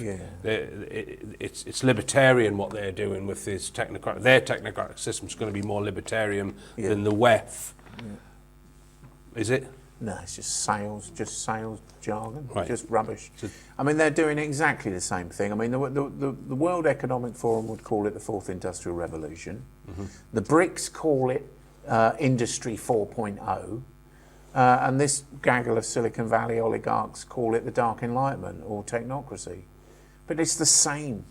The SDGs, all the sustainable development, they're all about the technocratic control of the distribution, the control, the allocation and the distribution of all resources. That's the same for them. It's the same for the West's fourth industrial revolution, which is the combination of the Internet of Things with digital identity, with programmable digital currencies. It's the same. It's exactly the same for the BRICS Industry 4.0. That is identical to the UN agenda and as it is exactly the same to what these Silicon Valley tech oligarchs are doing in the US. It's still rolling out digital identity. They're still rolling out the digital infrastructure. They're still rolling out the data centers. It's identical. It's just a different sales pitch. All right, now something else which requires a digital ID is a social credit system. Explain what that is for us, Ian. It's a system of punishment and rewards based upon your behaviour. So it's not necessarily that you've committed a crime. It could be a crime, but it could be, I think in the Chinese version they call it misdeeds. So something like, not standing up to let someone take a seat on an elderly person take a seat on a bus. No, so you could argue, well, what's wrong with that? People should maybe, certainly it's something that we suffer from, they should show a bit more kind of grace to each other and be a bit more polite, maybe, I think. Yeah. But you don't need an AI to enforce it. You don't need an AI enforcement system that's going to punish you if you don't. And of course, it's the extension to what it could be applied for. So it could be, for example, saying the wrong thing online or writing an article that somebody disapproves of or, whatever it might be. So, it can be applied for social control, basically. Yeah, and the punishments could range from docking you benefits or not allowing you to buy certain products or go certain places, this sort of thing. Yeah, and they've already done that in China. They've banned people from flying and from using public transport and everything for their misdeeds. A lot of that's linked in China. It's there's a lot of, I think there are a lot of misnomers about the Chinese social credit system. It's not the all-seeing, all-pervasive kind of thing that they make out in the Western media, but it's certainly a functioning system that they've been working on for some time in China. I think it's more prevalent in the cities than it is out in the provinces. I think a lot of the provincial governments probably don't know how to apply it because in a typical Chinese style, perhaps, they've done it with this very big kind of grand national vision of a social credit system. When they put that document out in 2014, they simply said this is for the scientific management of society to control the distribution and allocation of all resources, which is technocracy. That is technocracy. And each nation could potentially have its own set of rules according to the culture in that nation, which could then be tweaked in the future. Yeah. Do the neo-nerds intend to make this a global system of social control? I wouldn't say it was specifically them. This is more coming from the UN and for the kind of stakeholder capitalists. They've always been hot on this idea. Governments are quite favourable to it. So we saw that with the truckers' protests in Canada. What you ended up with there was a situation where the government was working, public-private partnership, stakeholder capitalism, the government working in partnership with the private banks and the insurance companies to essentially put truckers out of business. They couldn't access funds and they couldn't get insurance cover for their vehicles. For misdeeds, they didn't broken the law, they were doing something totally legal. A legal protest, and I think, didn't they have success in the courts eventually? They did, yeah. It was overturned. It was actually, the Canadian government had to enact emergency legislation in order to do it. And I think it was overturned because it was found that the High Court, the Canadian High Court found that was unwarranted. It was extrajudicial, basically. And this is a problem for a technocratic system, the existing law, because they have to put the legal framework in order to let the AI take over. So how's that going to work? Well, I think a good example there is the Ukrainian Deer app. So I think his name is Mikhail Fedorov, who's the digital transformation minister in Ukraine. And he said, now that we've got the Deer app in place, and basically we've got this single gateway through which everybody has to access government services. Now that we've got that ready, the next step is the agentic state. So the agentic state is where An AI agent is an autonomous. I mean, I say autonomous. AI agents are algorithms and programs that work within a defined set of parameters. So somebody sets those parameters. It's not like it made it up itself, but they're supposed to be self-learning. They can adapt to new data inputs. You know, it's a system that is adaptable to new data inputs. So they're called AI agents. Now they're used in industrial processes for things like, you know, you're managing a furnace, a steel furnace, and the AI agent has got to monitor so that the temperature doesn't go too high or too low, you know. So the AI is able to adapt temperature settings depending upon how, you know. So it's a standalone software module, if you like, as an AI agent. And instead of managing the furnace, it could be managing people's behaviour. Yeah. In the minutest of details. Yeah. So I mean, also I think a really important thing about the agentic state that they're heading for is that this means that things like law and policy and that kind of thing is potentially, and they're already talking about it. The World Economic Forum have already put out, and the World Bank have put out papers where they are talking about basically getting rid of the law. So if you don't need the law because it's all managed by AI, our behaviour is managed by AI. So AI decides that Richard has had too much meat this week. So AI agents decide that you can't buy any more meat. You know, that kind of thing, where our lives are controlled to that extent. They are, you know, the World Bank and CGTI, they were another organisation with this French multinational corporation called Capgemini. They've already written a paper about the AI agentic state where they're suggesting there would be no need for law. Yeah. So if there's no law, you don't need a government. And if they're micromanaging people's behaviour down to a very fine level, it could be that larger crimes, you know, like burglary or whatever, could be nipped in the bud earlier. Well, I mean, Palantir have certainly done a lot of work on what they call pre-crime. Yeah, they're trying to guess that someone's going to do a crime. Yeah, I mean, and there's so they're predicting future behaviour. Yeah, it's frightening. It is. Minority Report stuff.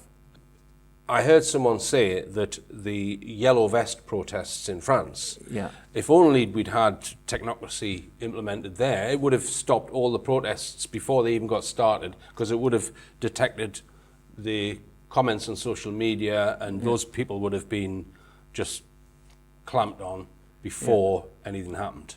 Yeah, that was ironic, that, because a lot of people, when you talk, because I've been writing about the Chinese social credit system for quite a while, and a lot of people say it doesn't exist. But the guy that made that comment was Jin Lin Yu, who is the acknowledged designer of the Chinese social credit system. Right. And he said that in an interview with French TV, where at the time the yellow vest was the big story in France. Yeah, and he just said, you know, if only you'd adopted our social credit system, a movement like the yellow vest would never have existed. Yeah, so they can stop a completely ethical, justified, public upset at something. They could stop it from even getting off the ground. Yeah, that's with the social credit system. Yeah, and I mean, and I think the point is, you know, that something else I've tried to reiterate in the work that I do, because I do get shouted at a lot for talking about the Chinese social credit system, is that I'm not, you know, I've never said that China are doing something that no other country is doing. I think China have gotten further down the road, well, purely and simply by virtue of they've got an actual formal written set of policy documents about their social credit system, whereas other countries haven't. So in the US, China's social credit system is painted to be this terrible thing, and we would never do anything like that. Well, we've already seen in the US Operation Choke Point 1 and 2, where exactly that, the government worked, well, the FBI and the Department of Justice worked with commercial banks to close down and throttle off people's access to money, to credit, to lines of credit for small businesses across America, not because they were doing anything illegal, but because they were frowned upon, you know, their political beliefs, they were buying MAGA hats or whatever. You know, that's already happening. So when in the West, when we apply social credit, actually, it tends to be more focused on a specific target. So actually, the West has, because it is fair to say that the Chinese social credit system is immense and sprawling, and it is the model for where everybody wants to go. But nonetheless, when it's done in the West, it is far more targeted on a targeted population and actually more effective. Yeah, you say that Peter Thiel's Palantir is harvesting all the data that is required to run a social control system, and it's known as total information awareness. Doge 2 is involved in the database. Now, wasn't that uncovered what they were doing, and then the CIA got involved? Yeah, no, what it was, the total information awareness was started by, well, it wasn't started by him, but he was the first leader of it, this guy called John Poindexter in the US. Now, Poindexter was he was an admiral in the Navy, in Navy intelligence. He was the most senior military official to be hauled over the coals and prosecuted for his involvement in Iran-Contra, right? So, but that was subsequently quashed. His part in it was subsequently quashed. So he then left after that. He went into private industry, went to work for the private sector and did consultancy work, and then came up with this idea called the Total Information Awareness Project. And that was a national, highly illegal American surveillance and spy network. So they would just hoover up data about everybody's lives and, build profiles on everyone, every American, and spy on them. That was the idea. But they made the mistake, and this is something else I talk about, that these things don't always fold out as people want them to, as certainly not as the oligarchs behind it want them to. That was exposed, and when the American public found out, they caused such a fuss that the American Senate and the government withdrew funding from it. So they said, oh, we're not funding it anymore. Only certain bits of it, and that's going to be the total terrorist information, the Terrorist Information Awareness Project or something like that. So it's not going to focus on people. But then Palantir immediately stepped in 2003. That's how Palantir started.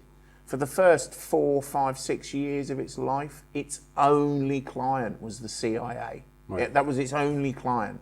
So Palantir is the Total Information Awareness Office taken dark, taken off the books, put into the hands of a private corporation, Palantir, and run as a dark project. That is the origin of Palantir. Right. And the United Nations talks about the information sphere and information gatekeepers. It actually advocates nation states or the technocracy having gatekeepers of information. And they talk about malinformation, which could be information that comes from you or I, which is perfectly true, legitimate information, but if it undermines the nation state's philosophy or democracy, as it called, if it undermines democracy, even if it's true, then the information gatekeepers should censor that information. That's what the UN put forward. Yeah, they do. That was in their 2022 mapping document of the information sphere, and they said that. So people like you and me, we are what they call non-traditional actors in the information sphere. Is it non-state actors? Is it? No, non-traditional. Right. Or it might be non-state. You could be right. I can't remember. But basically, it's anybody else that isn't the mainstream media, isn't in mainstream academia, isn't an approved government official or government source. Now, these people are referred to in the working definition of conspiracy theory as the epistemic authorities. So officially, from the experimental psychology and the psychological perspective, the scientific perspective of the definition of a conspiracy theorist, quote unquote conspiracy theorist, or now the UN call us non-traditional actors, right? Is anyone who challenges the narratives of the epistemic authorities. So if you the working definition of a conspiracy theorist or non-traditional actor is someone who challenges the official account, I'm not joking. That is the official line. So the gatekeepers of information and news, which is what the UN referred to in that, they were saying they were struggling to compete in the new infosphere because of the internet. Yeah. Right. So because they were struggling to compete, they needed to be protected. Right. Lo and behold, a few years later, well, a year later in the case of that document, in 2023 we get the Online Safety Act in the UK and the DSA in Europe and all these different legislation. Now they've got the Kids Online Safety Act in the US is all rolling out to do exactly that. It's to shore up the narrative, protect the official truth tellers, the gatekeepers of news and information, and anybody that challenges that, anybody. We are the kind of people that will be subject to, we will be on the rough end of the social credit system. We will find, it harder to borrow, it harder to get access to money.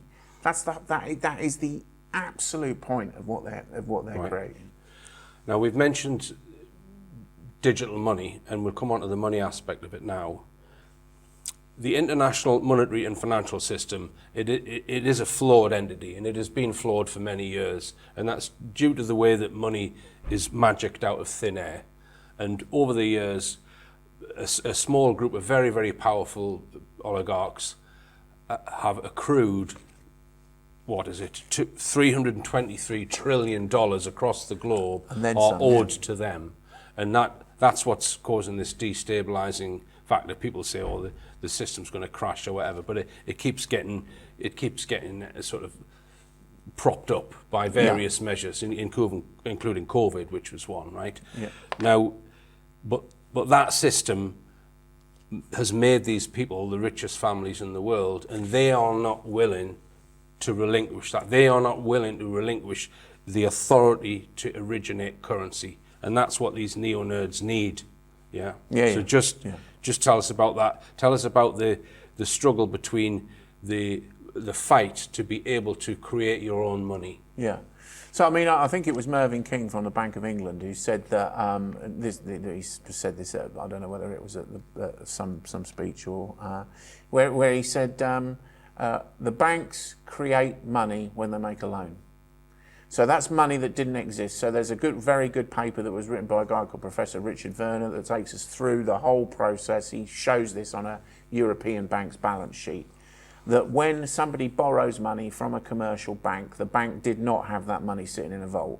That money did not exist until they took the loan out. So the debt creates the money. So all money is debt. Well, 97% of it in circulation is debt. So you think you've got the difference between broad money and base money, okay?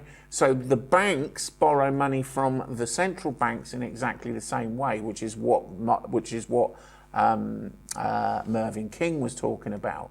The commercial banks, when they want to increase their reserves, the Reserve Bank or the central bank creates the money in the same way. It just creates it out of thin air. It just makes it up and just says, all right, we'll just put some numbers in a screen and make it up. Now, people that follow things like MMT, modern monetary theory, will absolutely hate that reality, but it is a reality because bankers keep telling us about it.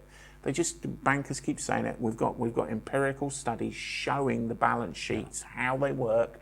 So it's not really. And the other point is, when that's created, there's always interest has to be paid back until it's all paid off. Yeah. So it creates debt. So this is basically the global scam, which has existed for centuries, which has made a very small group of people just way richer than Elon Musk or anyone like that. With the money's hidden. Yeah, I mean, I'll give you an example. I mean, recently we've been told that Elon Musk is a trillionaire, right?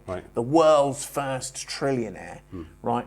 Well, a reasonable estimate for the Rothschilds' wealth that was published in Forbes in 2023 was 15.7 trillion.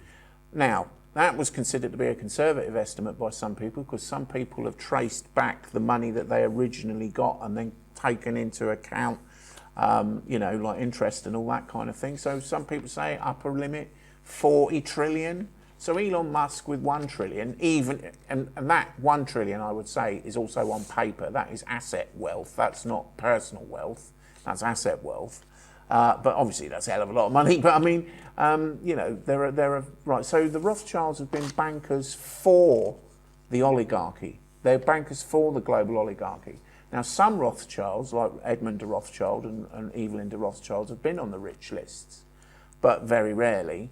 The people like the families like the Massimo families, who can trace their heritage back to the Rialto Bridge in Venice, are not on any rich lists ever.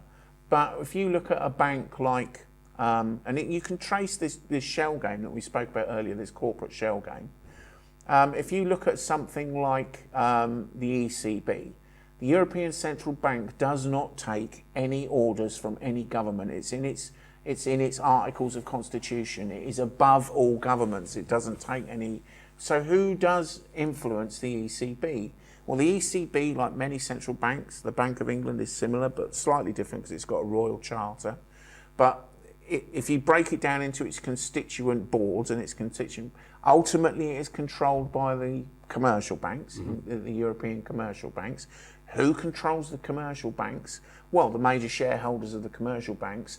Who are the major shareholders of the commercial banks? Well, they act through invested corporate investment houses like BlackRock and Vanguard and State Street.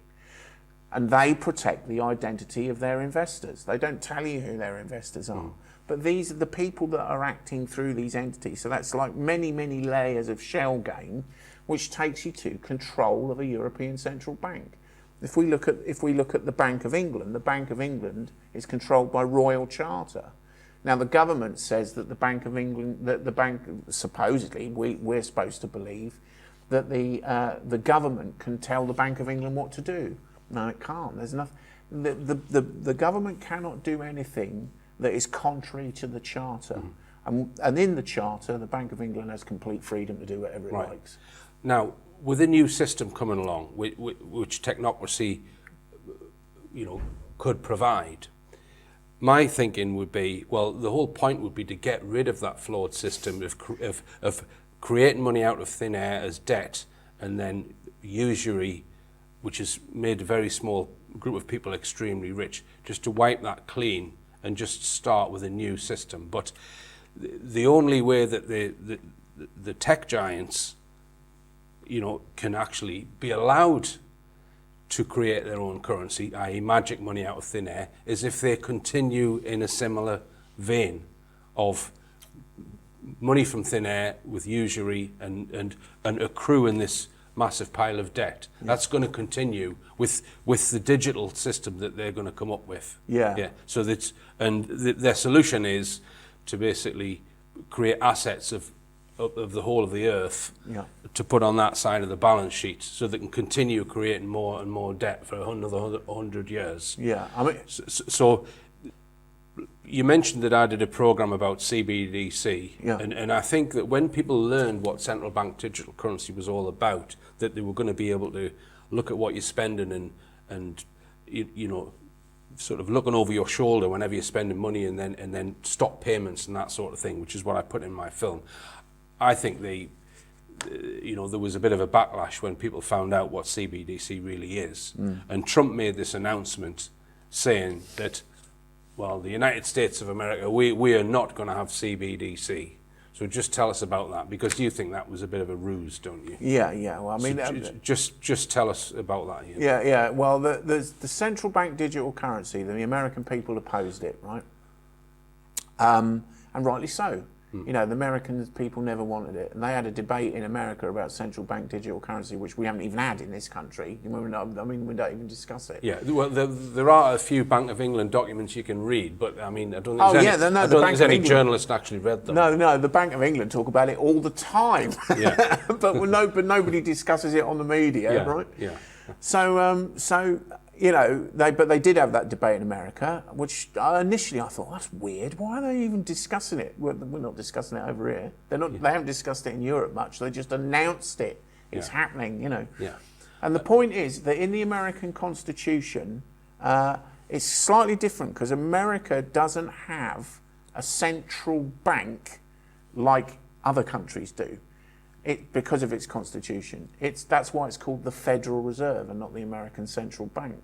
because it isn't a central bank. It's a federation of banks, of federal banks. And the reason that they've got that in their constitution, even though that you got the creatures from Jekyll Island 2013 setting it all up and everything like that, and even though a lot of this is theoretical rather than practical, because the Fed does tell the government what to do, not the other way around. Yeah.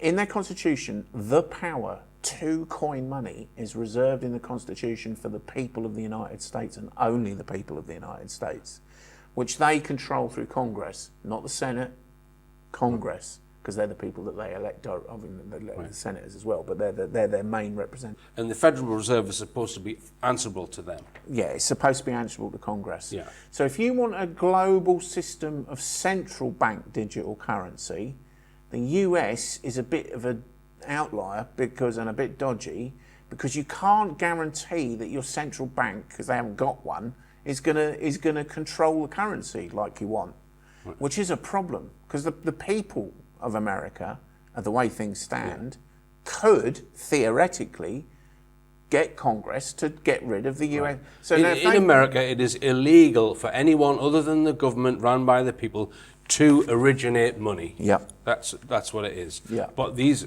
tech oligarchs want to get around that. Yeah, so Trump, on one hand saying we're not having CBDC, then, and nearly everything the Trump administration has done is for these guys' benefit. It's just it's just what they want, whenever they want, they get it, right?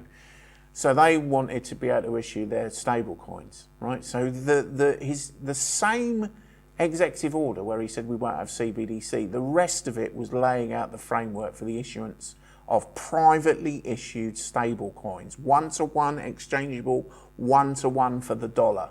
So this is, instead of central bank digital currency, this is private, not even bank, this is private, non-bank, private corporate digital currency. Right.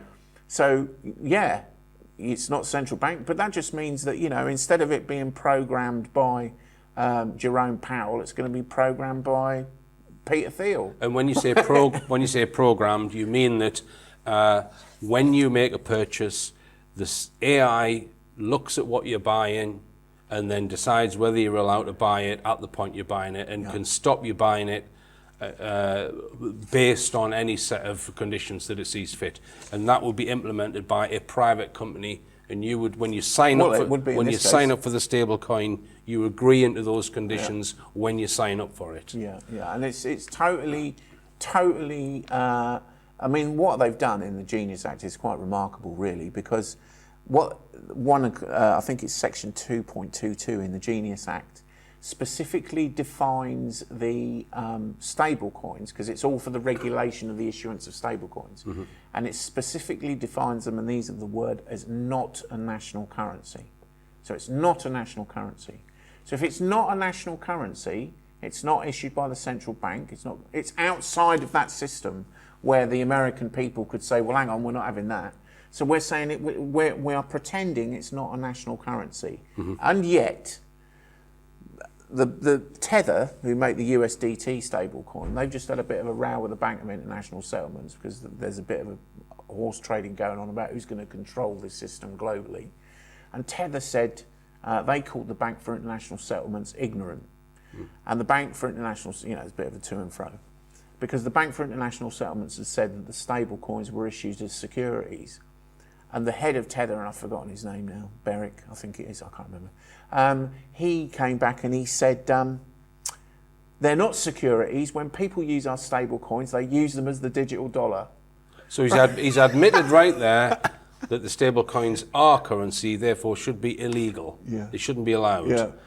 So what you said here is that stablecoin is not deemed to be money, so it sidesteps the US Constitution. Yeah, that's the idea. A world currency is now within the neo-nerd's grasp. Yeah. Right? And that's a very important thing that they need in place before they can start independently, privately running all of these city-states, 15-minute cities, whatever you want to call them, which are popping up all over the globe. Yeah.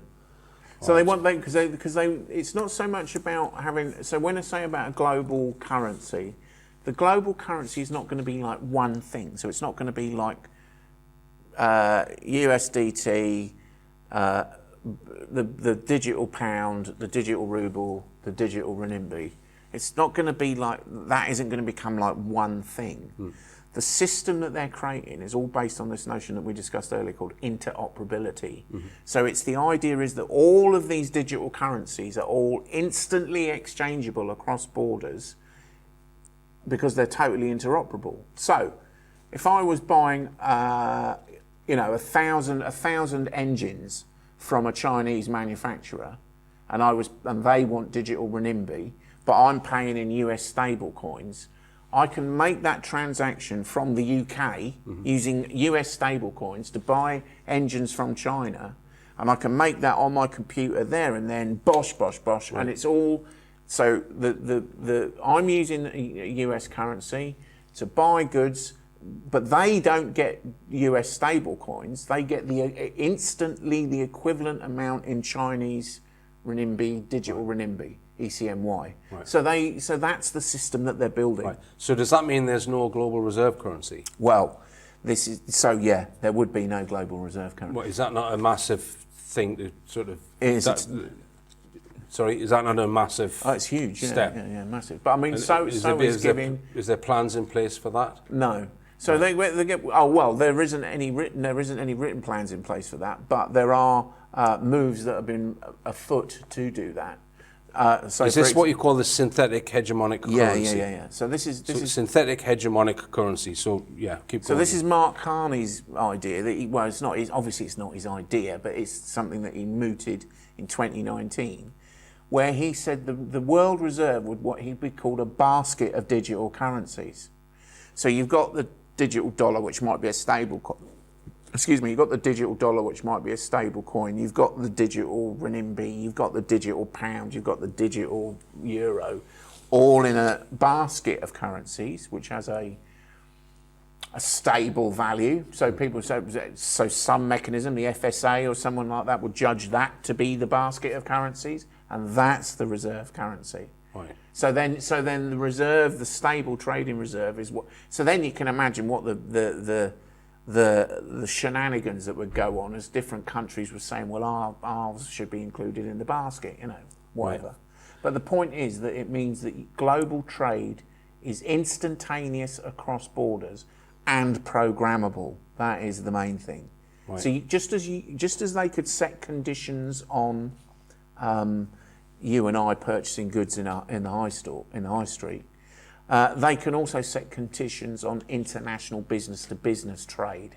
So they could control the global economy by setting conditions, what they call programming the nodes on the BIS's proposed finternet, by setting the conditions for all transactions. Right. Right. Now, we hear about special economic zones, 15-minute cities, free zones, freedom cities. Are these all examples of the patchwork of the technocratic areas that are being set up all around the world? Yeah, I think so. I mean, at one end you've got these special economic zones. They're everywhere. I think the UN has estimated that there are currently about 5,000 around the world, so in countries across the world. So there are 16 in Iran, for example. You know, they are everywhere. Now, at one end, you've got the very sort of basic kind of subsidised sort of free trade zone. So where you might have a bit of subsidised warehousing costs or something like that, or maybe a bit of reduced import-export duties. So it's still part of the country that it's in? It's still part of the country it's in, yeah. Right. So it's not it has got some leeway, but it's not a separate jurisdiction. Right. At the other end, you've got the totally autonomous free zone. So there's one in Nigeria for a start called Itana. So that's in a larger free zone. But Itana, I can't remember who the chap was, but he's a professor of African studies, I think at MIT or might have been Yale or something like that. And he, has done a lot of work on Itana, and he says, so it's geographically it's inside Nigeria, right? Right. But he says it's part of what they call the Lekki Free Zone. He says when you enter the Lekki Free Zone, you are leaving Nigeria. Right. So it's got an autonomous jurisdiction. Now there are autonomous jurisdictions in places like Neom. So when people think of Neom, Neom is considered to be the line. You know, people might be familiar with that big, long kind of cityscape thing that they're building, which is a bit of a white elephant, actually, by the sounds of it. But that's just the building, right? And then the middle, Neom is a huge, great big special economics area, zone. Now, Neom, the zone, interestingly, you know, Saudi Arabia is quite well known for its quite harsh sort of Wahhabist kind of Sharia law, the way it uses Sharia law, and you know that comes along with, you know, not being able to drink and blah blah blah and all the different kind of things that are required, but not in Neom. Neom is a law unto itself. It doesn't apply Sharia law. So you think, you know, we're talking about a government that is supposedly quite a theology, you know, really, but not in Neom. In Neom, it's all different. In Neom, because the idea of the special economic zone is to attract inward investment with foreign investors. Fair enough. But in places like the Philippines, and you know, Macau, places like that, Hong Kong, Singapore, China, Russia. So in a place like Neom, are all transactions digital? Not yet. Right. But what they are is they are independent jurisdictions where city developments are being brought up. So the other end, so at one end you've got the free port, right, which is not all free port. You've got the low tariff zone, right, just a bit of subsidised warehouse or something. But the other end you've got the charter city. So the charter city, of which there are, I don't know, I can't remember now, but I think there's about 151 or 160 around the world. Right. They're autonomous, privately constructed cities within special economic zones, normally within special economic zones with their own jurisdictions. Right, so it doesn't mean that they're free from oversight of national government law yet, but they've got massive they're massively deregulated zones and massively kind of, there's so much of the law and regulation of the host nation that they don't have to abide by. Right. Now, they are springing up all over the place, and sadly, you know, it looks like Gaza's going to be one of them. Right. And Greenland? Yeah, so on Greenland, this whole thing about Trump, I mean, it's so funny. Trying to steal Greenland. Yeah, so I mean, he's got this bee in his bonnet about Greenland. I mean, there is no military rationale because they've already got the Pacific Space Base on Greenland. They've already got a military presence on Greenland, right? So it's not like they need more military presence on Greenland. Although Trump thinks they do, but then Trump's not, I wouldn't say he's flying his own aeroplane. What they want Greenland for is because they want to expand Praxis Nation, which is the first. Praxis Nation is the world's first. Self-proclaimed, the world's first digital nation. Right. So Praxis Nation,